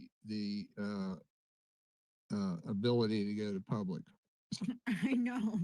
I was actually gonna say that, but I just skipped over that part. But yeah. Jen's public burned to the ground. I fucking love Jennifer, honestly. It's like she says what's on her mind. And Yeah, a lot of times it's too much, and we all can't stand it, to be honest with you. Good. I like to make people feel uncomfortable. At least you feel things. Oh shit, was my mic on? along with her CVS. Costco has the best rotisserie chicken and it's $5. Just saying. Wait, Sally, did you hear Chris? Sally, Jen lost her CVS and her Publix. I know it burned down on the corner last night. Was it last night or was it the night before? Okay, so CVS freaking started burning first, okay, at like 2:45 p.m. They put it out, and then 4 hours later, the Publix caught on fire, and now the whole freaking shit is burned down. Like it's a huge problem, actually. Was it It's arson Trump's fault. or He what? lowered prescription prices. They don't know what it is. If you look up St. Pete Beach, Florida, Okay. fire, like they have all the news crews out here. They got the inspectors trying to figure out like what's going on because like the shopping center burned down. Yeah, it's Oh my God. totally arson. There's no question about it. Hey, Mike, is that the alpha link in the up top right there for his Rumble? I need to watch that. Is that the one you were on? Yeah, yeah. It's pretty interesting. I have a question. Am I the last one to know this, or is this new? That Iran said that they would agree to never making nuclear weapons, getting rid of their stockpiles of uranium, only enrich uranium to the lower levels needed for civilian use, allowing international inspectors to come in and survey the process. If the U.S. would lift all economic sanctions on Iran, we're prepared to meet those conditions. So Southern, we brought this up earlier, right? And this is what I was pointing out, right? Is that no one has held Iran accountable. No. Right? No. For years, they have let them run roughshod over the Middle East, right? And they do it by literally paying terrorists to go act on their behalf, right? Yeah, so they Hamas, instill fear in everybody. However, okay, has Israel, right? Maybe, I don't know, maybe use the threat to make the United States do some moves that we would have not done had the pressure not been there. I don't know. It's not debatable. Israel. It's They would never do debatable, that. right? And that's why you see what's happening right now with Trump and Netanyahu. For the American president to pretty much tell the Israeli president to F off, get out of here, we don't need you. Guys, that doesn't happen. Doesn't usually happen. But it needed to happen. Right? Yes, it Because does. we Yes, it does. don't have we don't need to be going in and doing stuff that we could be settling with trade deals, that we could be holding them accountable. Now, Iran has a really terrible history of lying, right? They throw up fake walls at the nuclear facilities. They hide the shit they're doing. They lie to the inspectors, right? They carry out terrorist attacks through proxies, right? And we've been in a proxy war with Iran, not only in Syria, but you could argue in other places, right? So, like, yes, Iran is a problem, right? But we don't have to have boots on the ground and going in and leveling Tehran unless we absolutely have to. Listen, FAFO, Iran, we're willing to come to the negotiating table with you, okay? We are willing to sit here and try to work something out. You make a sideways move, we're going to level your ass, and we just want you to know it. So, balls in your court, bro. Jen, Trump Got would it. rebuild Also, that too, entire it makes area down sense. there if he had a chance to. He would like Yeah. literally, he would load that place up with business people looking to. They would freaking drop everything and go rebuild Iran. If Iran, he told him that, if you remember that in his first term, he said, "Bro, we can make you so rich." Like it's the same way with Palestine. Like we can get our people to come down there and load up. It's a win-win for everybody. Us in the United States, we have this, I think, version of Iran that it's a freaking sandbox, right? Like it's a bunch of freaking people running around, right? No, guys, Tehran is beautiful. Tehran is absolutely gorgeous. They would have a steady flow of tourists, not just from America, right? But you got the freaking Australians. They're always freaking traveling somewhere, right? But like all of that is shut down because Iran is the largest state sponsor of terrorism. That is a fact, right? So if we can help According to who? Iran build up their tourism, build up their country so they don't have to be assholes anymore, why would we do that instead of just going in and indiscriminately bombing? Yeah, back in 19. Well, the good news, Jen, is Trump set that expectation in his first term. Remember, you do this, we will do this. And Trump did it when they stepped outside the sandbox. I'll just use sandbox. But you're right. If you look at pictures of Iran, they dress the same way as American women, the women there. It looks like in the USA until you start really looking at the buildings. You go, wait a minute, this is not in the US. The same music, Well, same do clothes, they? I don't know everything. if they dress like that now, right? That was up until what, the Oh, 75 or They're covered. 79? They're covered now. Yeah, right. That was up until the fall of the Shah and like the whole like Tehran thing, right? Yep. But now they live under the mullahs. They live under like, don't you guys remember Ahmadinejad? Okay, don't you remember that guy? Right? Like, it is not a nice place, right? But for people to get up in these spaces, right, and on one hand act like, oh, well, if Israel wasn't here, Iran wouldn't be a problem, right? And then for the other side to sit here and be like, oh, well, if, we tell the US what to do and we want to go in and level Tehran because there's no way we can negotiate with those people. Okay? No. That is so wrong because you cannot, and Trump said it yesterday, you cannot allow Iran to get a nuclear weapon. They will use it. And also, They too, will use we're it. not going to be with a country. If there's two countries having a problem, Trump is only going to mediate. He's not going to pick a side. He's done. Because we're not going to continue with endless war. He's going to let's come to a deal. Let's do trade. We're not going to sit in here and pick a side. Now he's not happy because he's not sitting on the Israel side. He's sitting above them now and talking to them like they're children. This is what's going to happen if you don't do this. Your choice. Pick it.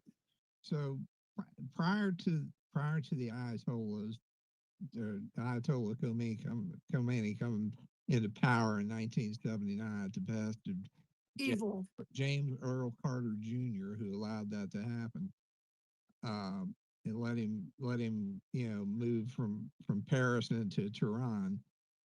Every major U.S. oil company had a prominent place in downtown Tehran. There was an American university, okay, in Tehran, all right, and their society was open to the rest of the world. There was trade with the rest of the world, but the Iranians do not consider themselves Arab. They are Persian. They consider that above Arabs. They consider Arabs like, well, I'm not going to go there, but Do it, Chris, just for fun, real quick. Do it.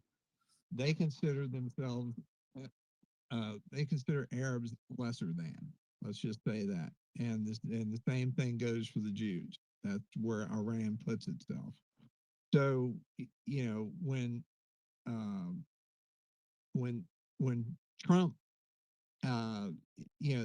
Trump speaks to them with authority, and they don't respect anything other than somebody who's willing to nail them to the wall if they step out of line. Barack Obama made a nuclear deal with them that allowed Iran to exclude U.S. Inspectors from the inspection regime. I mean, this was it was a farce from the beginning.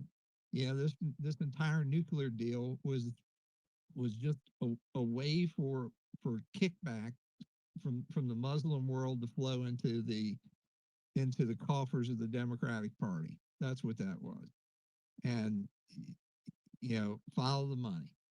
It's ridiculous that anybody would think to give religious zealots that much power over the possibility of nuclear weapons. So but how long have they had nuclear weapons? Like, I mean, ever since I've been alive, he's been coming out saying that. They've never had nuclear weapons. That's the point, right? That's when BB went to the United Nations with the whiteboard and he took the line. He's like, "This is the red line. The red line is Iran on the verge of getting a nuclear warhead." Now, from Israel's perspective, guys, you got to look at it. They are in the Middle East. Iran has blatantly said, if we have the chance, we want to take out Israel. said that back Right? in what was it, like 2013? Said it twice. That if we get a nuclear weapon, we're going to wipe them off the face of the planet. Right. So, like, to act like it's not a threat, and literally Iran calls Israel Big Satan and America Little Satan, and they blatantly said, once we are done with the Big Satan, we are coming for the Little Satan. Okay, that means they're coming. You want to see what Benjamin Yahoo said about America? Okay, listen. I think I have been more than fair in this conversation and arguing against both sides, because I'm not doing the Israelis' bidding, right? And I'm not willing to ignore that Iran is not a problem for the world if they get a nuclear weapon. Like, I don't know what to tell you. I don't understand how I could be more fair in this situation. You've absolutely been fair, Jen, on that point. And people need to recognize that. The IRGC is an absolute threat to the United States, and any ally, whether you agree with that ally or not, they absolutely are a threat. And so, and that's what makes what Trump's doing like so brilliant, because he's threading the needle perfect to not allow one side or the other to have anything to leverage against the position that he's taking. I mean, the man is absolutely brilliant. Do you know what Trump did during his first term? They were giving all this money out to the Middle East, but they still hated Americans. So with Kushner and him, they put a poll together, sent it out, and they only had a 10% approval rating. And Trump goes, cut the funding. Cut the funding. I loved it. Hey, Jennifer, I'll put some up in the jumbo for you. I got them all day. But yeah, no, he's right. Iran's the big daddy around there or whatever. And Israel, just not a. We just need a. They gotta fix something up. I think they're gonna pull BB out. You know, they're gonna have to replace that. But you know, everybody goes with that poor little Israel. You know, it's not always poor little Israel. Israel's very, very, very influential, and they're very strong. They got a lot. They got a big moxie, and I love my president right now. I'll tell you that. I love my president. Well, and So, and Coyote, this I is have a why. question for you. Oh, go ahead, Jay. Oh, no, I was just gonna say, how much of and I'm gonna ask it in a funny way, right? How much of Israel's good spot, right, do they get because of the pit bull that stands behind them, which is the United States? Do they use us? Is that what you're saying? Yeah, they use us. No, like good spot, like what am I Cocky. trying Why to do say? they Like balls? Why do they have so many balls? yeah, like their balls. Like how much of their like stance, right, is posturing because of their relationship with the United States? 100%, Jennifer. 100%. 100%. 98%. 98%. I'm with you on that, Jen. And that's why people need to understand there's a difference between governments and people. Because just like the IRGC does not represent the Iranian people, and there are plenty of Iranian people that are on these social media platforms that are in DC fighting to get us to recognize that the IRGC is bad. It's the same thing that exists in Israel.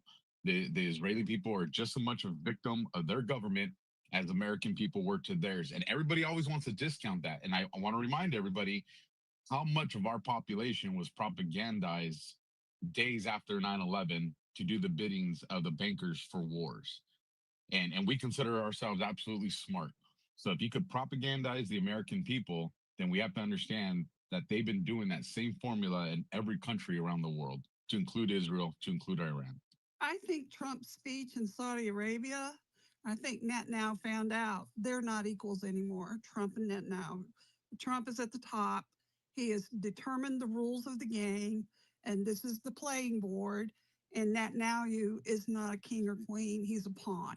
They're all pawns at this point. So Trump is set up for success across the entire Middle East. How can Israel come back and say, no, they want to nuke us? No, we just took away Iran's ability to do that. We're going to help with military deterrence, building strength through peace and trade.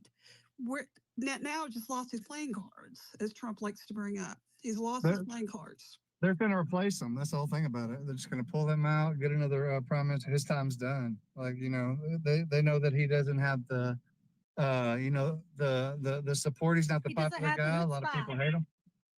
Yeah. Well, guys, remember how many Israeli, what's it called, kibbutzes, right? Is it kibbutz?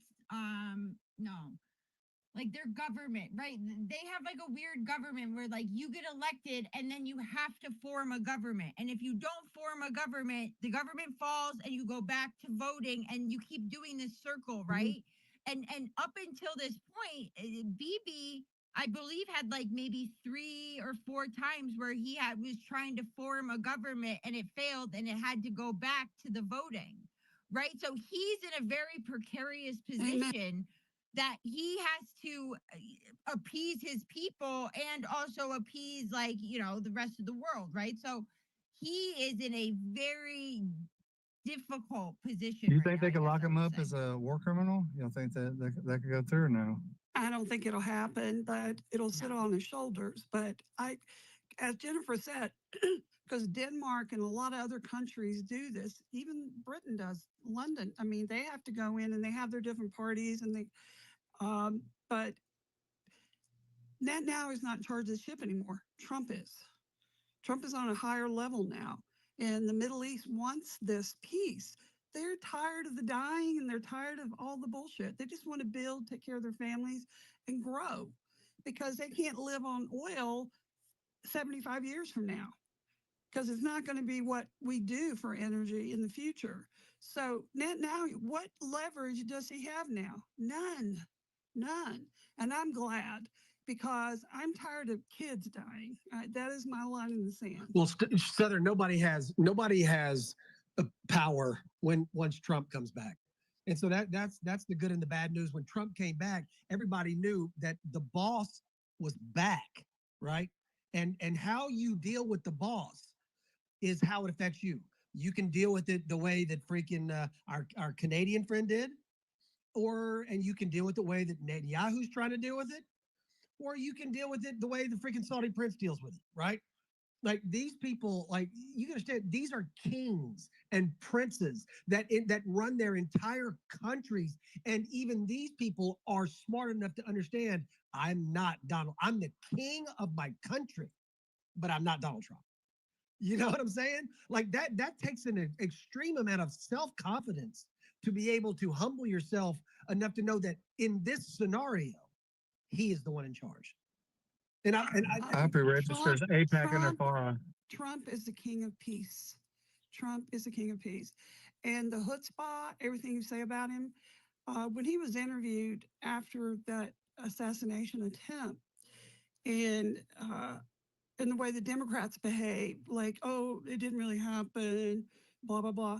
But Trump said, I have a gene inside of me that the harder you push me into a corner, I come out harder to fight and I don't go away. That's in him. His parents sent him to military school because they were trying to change that about him. But God bless that he has it. But I am so glad he's president now versus in 2020 because we saw how bad this could be.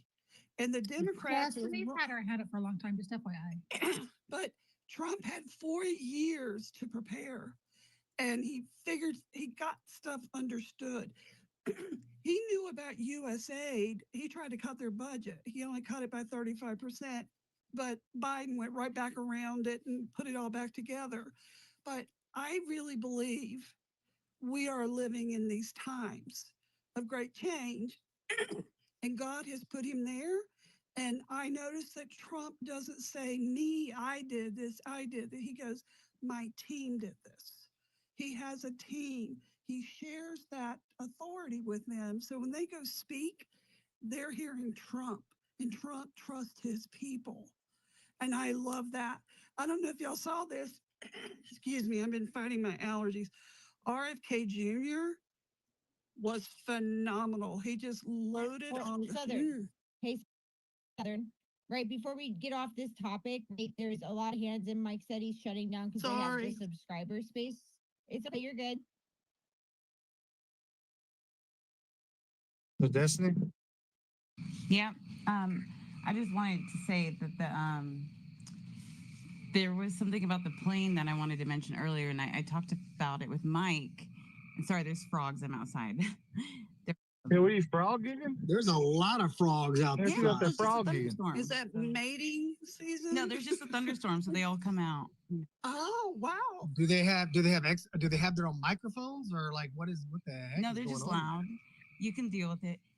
So the thing is that Mike, if you remember, I told you the plane that Trump accepting a plane from an Arab nation kind of discounts, in my opinion, the whole premise and narrative behind 9/11, because you're not going to tell me or convince me that there's a chance in the world that the son of New York, Donald Trump, where 9/11 occurred, okay, if we truly believed that a lot of Saudis were behind and Arabs and Muslims were behind the planes and the hijackings and all of that, if we really believe that was true, do we really think that the son of New York would accept a plane from any Arab nation whatsoever?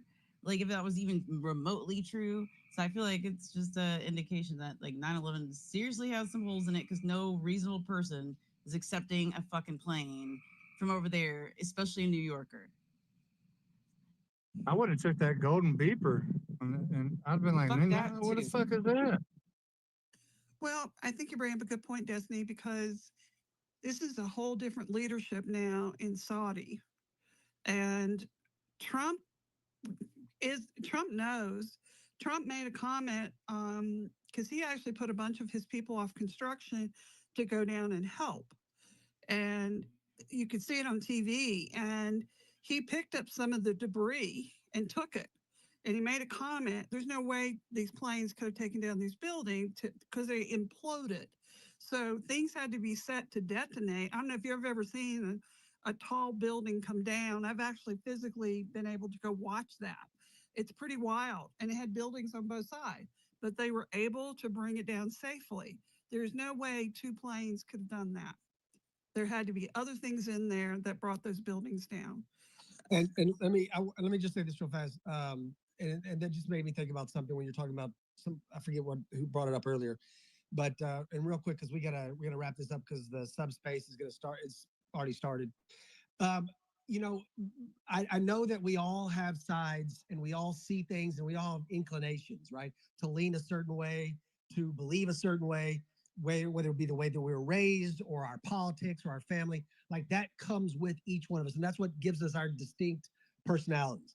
But just remember, XSpaces is probably the best analogy that can be used in order to compare world leaders and other governments, right? Because there are some of us in this space right now on this panel that do not like each other, or maybe don't care for each other, or maybe love each other, or maybe would absolutely defend that person, period, without even hesitation, right? So we have these things. But if one of the another person is friends with both and loves both of them, we have to remember that just because something works out for one, it doesn't mean that there's a conspiracy that we're aligning with them, or this person is bought off, or that if I'm friends with this person, well, the other person, they must be paying me to be friends with them and to talk to them, co-host them, or make them a speaker, or whatever it is. How much is off the payment, Mike? Sometimes it's just balance. Sometimes Trump is going to have to do things that might look like, see, he's in Netanyahu's pocket. No, he's not. Or he might be, right? We don't know. That's the thing, is sometimes you play whichever one gives whoever you're fighting for the biggest hand. And Trump's ego and his charm and if America benefits from that, I don't care how you play your hand, baby. I trust Trump to play it the best way that he could. I could not play it better than Trump.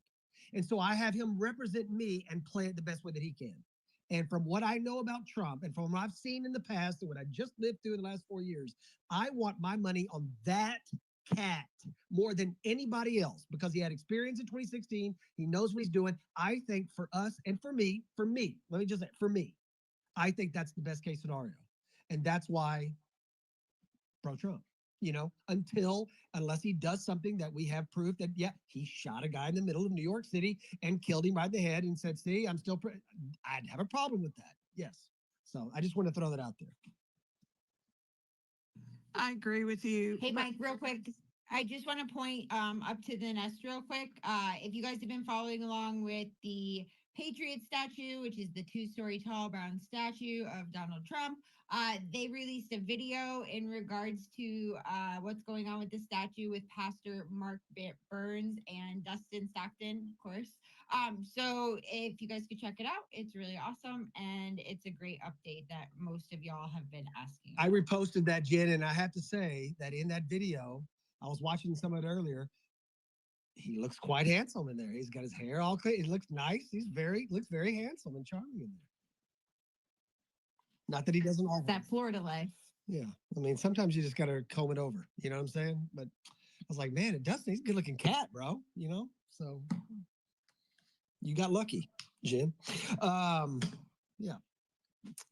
All right, let's go to Coyote real fast, and then we'll wrap it up, and we're gonna go do the subscriber space where it can be a lot less formal. And then, like I said, call Destiny names. It's always fun to do that. 99 cents. It's in the profile. Just hit it. 99 cents. You can't beat it. It's better than freaking Mario Nawfall. That's an absolute fact.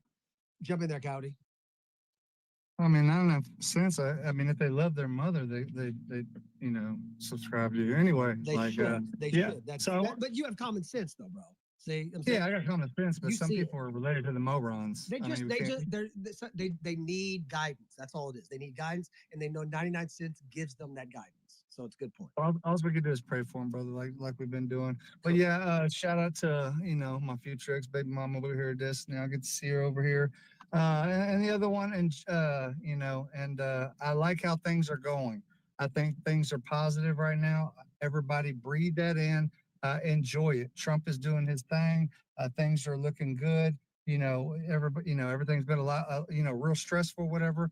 Let's just enjoy this, guys. We put a lot of work into this or whatever. So just don't forget to sometimes stop and look around and be like, this is great. And as Jennifer wanted me to read it to you.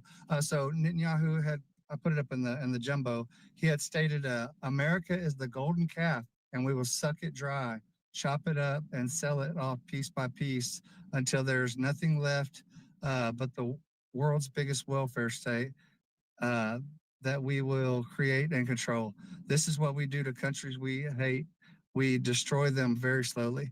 And just that's that. No big deal or whatever. Just now, to be fair, that every outlet, every AI, everything that exists says that is not Netanyahu. That's not the way that he speaks. I got the video. There is no documentation that actually exists. I mean, just to be fair. Go look at it right there. Look my tag. I can print that. I'm saying, but I tagged the community notes, brother. There's no one that can testify. Yeah. And every single look, if you give it to AI or you give it to no news source has ever Snopes, everybody says it's not true. I just want to be fair. Just want to tell the other side. Please. I can get the video or whatever, but yeah, it's up in the nest right there's there. A video I of tagged him community saying notes. I would say that I even tagged community notes, brother. You see that? Yeah, no, but I'm saying that everything that we rely on, Snopes, press, everybody else, there's no video, there's no documentation, there is nothing that he ever said, and it's not his speaking style at all. He does not talk like that. Here, I can put 4 more videos in here, but I would say that I would love to see it. I've never seen Well, you're right though. The Israeli, they would never scrub that or make it disappear or anything like that. Israel would never do that. But the one time that he said it, they got rid of it. No, they got it. It's out there. I swear that's out there. The golden calf. Oh, I'm just saying, no, I'm like anything. If I get proof that somebody says, I believe it. I'll send it to you. I've never seen a credible source on it. You've never seen it? Honestly, I found one. And listen, can so since accurate he that referenced people me, would can I jump imagine in that here? it's true. It shouldn't even be imaginable to be true, even though it probably is a lie. But it's sad that so many people would think, yeah, he would say some shit like that. Just the idea behind it's not good. Oh, you know him? No, I'll find it and I'll send it, and then I'll send you the other 5 or 6 that he's talked about America. But go ahead. Interesting. Well, I'm not here to defend Bibi. I actually was me criticizing him earlier. And I'm not here to always defend Israel. But however, with the personal experience I've had throughout my life, I land on support of Israel unless I decide that I don't feel that they're being truthful or that they are having problems with questions being asked. Right. But in my heart of hearts, and I'll take criticism for it all day. If people want to criticize me for supporting Israel, that's fine. I got nothing. Well, and another thing, real quick, I just want to say, I was listening to someone, and I think it might have been Charlie Kirk or someone, and they were talking about, and I told Coyote this the other day, we were talking on the phone. I said, if you can take a plane ride, if you can take a helicopter ride from Tel Aviv to Gaza, and you can get there in 45 minutes, then I have a hard time understanding how Israel can't respond to October 7th in less than 5 hours. You know what I'm saying? And if all that reporting is true, I have a hard time understanding how a response could be so devastatingly slow, right? Well, and I have a problem with not recognizing the utter brutality and destruction and the utter criminality that took place on October 7th, and you want to ignore that there were people literally slaughtered in the streets and people were sitting there fucking their dead bodies. You want to defend that, because in no world I'm going to live in is that ever. No, I don't defend that. Mike's saying that it took hours and hours and hours after that with the best intelligence for. Actually, hold on. They did come on the little paragliders with the lawnmower engines and stuff like that. That was very, very, very upscale kind of. And there's 100% questions, because that Israeli border wall down there is supposedly impenetrable, right? So I'd like to know how that False happened. flag. But I'm also not gonna turn a blind eye to people celebrating in the streets as they're dragging the dead bodies. No. I'm not. No, yeah. Well, let me just say this. I'm not. Look, I've been. Look, people say, look, there's 2 definitions of Zionist, right? and we conflate them, and we used each one of them to describe the person that we don't like. I'm never going to say, I believe that Israelis and Jewish people have a right to exist. And I believe that they get to stay right where they are unless somebody else can take them out, because colonialism, when everybody uses that with Zionism, name one single country that exists on the in the history of the world that was not taken over or was not formed other than colonialism. Every single one of them. That's why the Roman Empire doesn't exist anymore. That's why all these countries that exist, that's why when you go back to Japan and you see, and China, all these things have been taken over by colonialism. So if somebody wants Israel to disappear, then you're going to have to go in there and whip their ass and take them over. Like that's the way it's happened since the beginning of time. My point is, I believe they have the right to exist. And I believe that they have the right to fight for their lives and to be able to do that. My point is that I'm not saying that I'm so pro-Israeli government that I can't question, why would it take 4 to 5 hours to respond to this to this absolute massacre? Like that, in my mind, I have an issue with that. But if I heard a good answer that I said, yeah, that makes sense. Okay, well, I get that. Then Jennifer, yeah, and I like you. Look into the MI6, which is the Mossad, the CIA, and the British intelligence. They work with the military-industrial complex. They fund Hamas. They fund Al Qaeda. They fund ISIS. All these little things. Like this shit is so corrupt. Because they work with the military-industrial complex, and it's buku money. Like it's crazy. It's like that these things happen. So Coyote, that question I asked you before about the good stuff, 7 inches. right? It was actually a really pointed question. Oh, Coyote. Right? Because I think that like there might be a nuanced way of looking at how the United States, as much as the Israeli government has influence on the United States government, I think we ignore the fact of the influence that the United States had in the creation of Israel, also using it as a strategic base in the Middle East, and also using it as kind of like a proxy military arm of shit that they wouldn't want themselves to Most do. deaf. Do you know what Yeah, I'm most deaf. saying? I mean, they made a bunch of money with them over there. The thing is, when they split them off, Israel just like they started taking over the land of the Palestine, and then they started taking over in Lebanon. Like they just kept going. They don't abide by the Geneva Convention. Like you can look it up. No, but what I'm saying is, I've been trying to equate in my mind, right? How does a country the size of New Jersey wield so much power? Because they created it to wield so much power clear back after World War II. Or did the United States? Well, they did with the Crown when it? they made that agreement, because it was supposed to be all Palestine. The Palestinians helped in World War II. They were promised if they did that they would be given that land. They were double crossed. They split it in two, gave half to Israel, the other half to Palestine, and it was a strategy of tension. They did and it's the number one. Yeah, but I got you.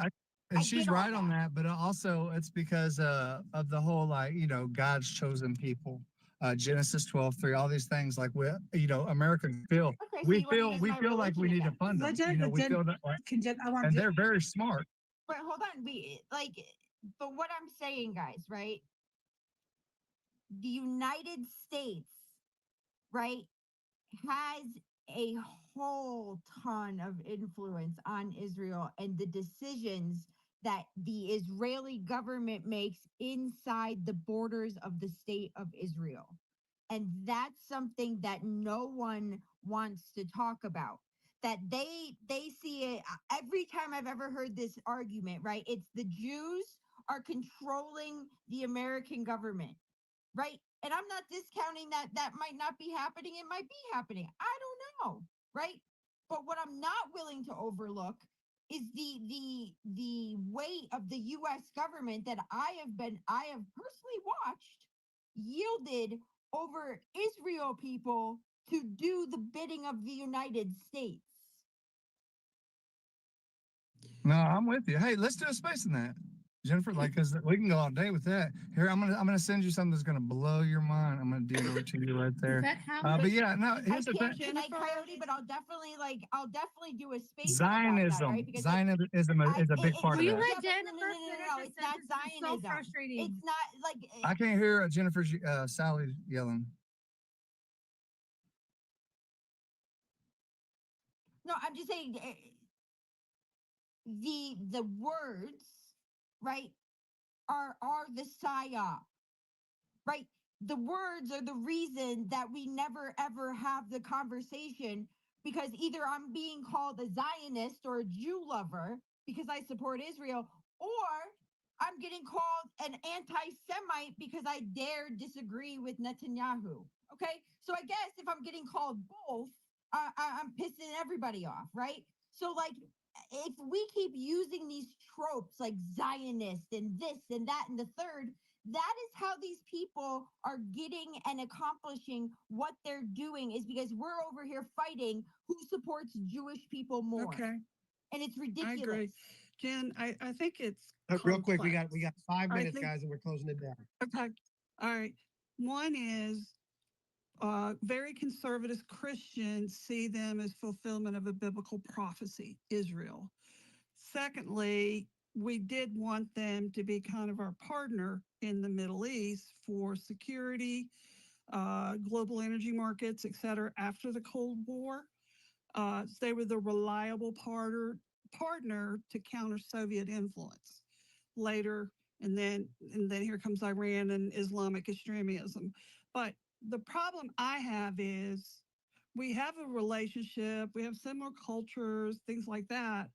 But I do feel like we have bent over backwards.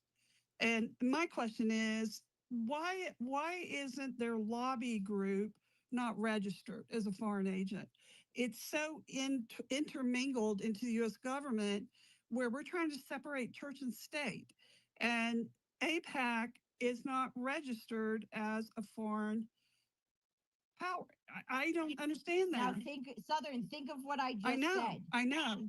Why wouldn't they be registered under Or foreign? abiding by the Geneva Well, Convention. because it is a equal opportunity relationship. Why would if you had an equal if there was a power sharing balance, right? Let's say, right? Why would you make those people register for furrow? Or the Geneva Convention. They're out of guidelines with that. You even, guys are the world missing law. it. Utah is the new Zion. Well, guys, What did you say? can I step in a minute before we close? Mike, I want to answer your question. Everybody's asking, why did it take Israel 5 hours to respond? I was on the phone that night in the middle of when this was happening, and I like Jennifer and sick and damn tired of hearing the poor Palestinians are dying.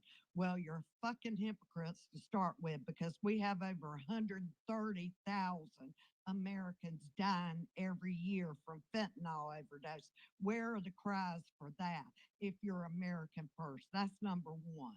But to answer Mike's question, Mike, you asked what took so long for the response. That was my question directly to the Israelis. And I don't agree with it. And I think something is bad there and rotten there, just like Jennifer does.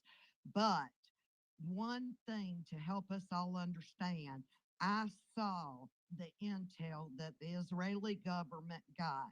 It was not explicit to the attacks that people say it was. It was the same thing Israel gets every day. That's one.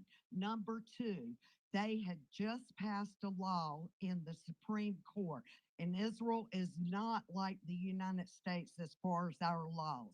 They have to go through the Supreme Court there to get everything approved to do an attack on anyone. And it has to be approved through all of their Supreme Court justices. And the Supreme Court, they had just changed the laws that if anybody went through the fence on the border that unless they could shoot the first person that went in there, they could not shoot the rest. And so that's one thing that held up the defense that day was their own laws. Now, am I saying, Cody, you can thumbs down? I hear you talking about Zionists, but I don't hear you talking about all the money the UAE, Qatar, Saudi Arabia, and all those countries. Oh, we can do all that that too. send to America to influence our education, our lobbyists, and Israel doesn't send half that much here. I can give you the billions of dollars to the T that they send here every year to influence what's going on in the United States of America. But I was on the phone getting pictures in real time. Hey, Miss Deborah. Burned alive. Get, Yes. Might I please add a little facts and data to this? By the way, hey Dan. I am absolutely No, adding facts and No, data. I'm gonna support your argument, Deborah. And Mr. Mike and Des, what's up? So I'm looking here at the APAC donors this year, and the top one is from Burlingame, California, Las Vegas, Nevada, Boston, Massachusetts, Atlanta, Georgia, New York, Los Angeles, California, New York, New York, Springfield, Virginia, Beverly Hills, California, and on and on. I do not see any entity registered, and this is a anti-APAC site called trackapac.com. This is not a APAC supported site. These are all Americans, which is why they are not FARA registered. So I'm sorry, folks. I know that everyone wants to think that like the No, sir. Are dropping dollars into these people's pockets, but they may be getting government contracts. I'm not saying that's not happening and that they're not getting like military industrial complex contracts of some breed or another. But the fact is everybody on this list is from America. So that's why they're not That far. was Do you my know the understanding, Hasbro? Patrick. That's why, like, I was like, I don't know if it's going on or not, right? Because, like, there is an explanation. Now, is the explanation bullshit? I don't know. Okay. But at this point, like, why this issue in particular, right, has literally blown up spaces, and you see so many people getting in utter drag long fights. Like, you literally say Palestine or Israel, and you have freaking people coming out of the woodwork. Like, I haven't seen you in 6 months. Where you been? What, you got an alert? Every time you hear a word, you show up? Right? Like, what is that when our country is at stake and we're over here worried about what the hell we can't control? Here, factual data. Here, I sent you a DM. If you want to do a space on this, we can do it after. But yeah, factual data. Our taxpayer dollars go over there. It used to do it with Ukraine too, but we pulled back. Goes over to Israel, comes back through the military-industrial complex or the super PAC, APAC, to our people in Congress and all over the place. You know, little favors and stuff like that.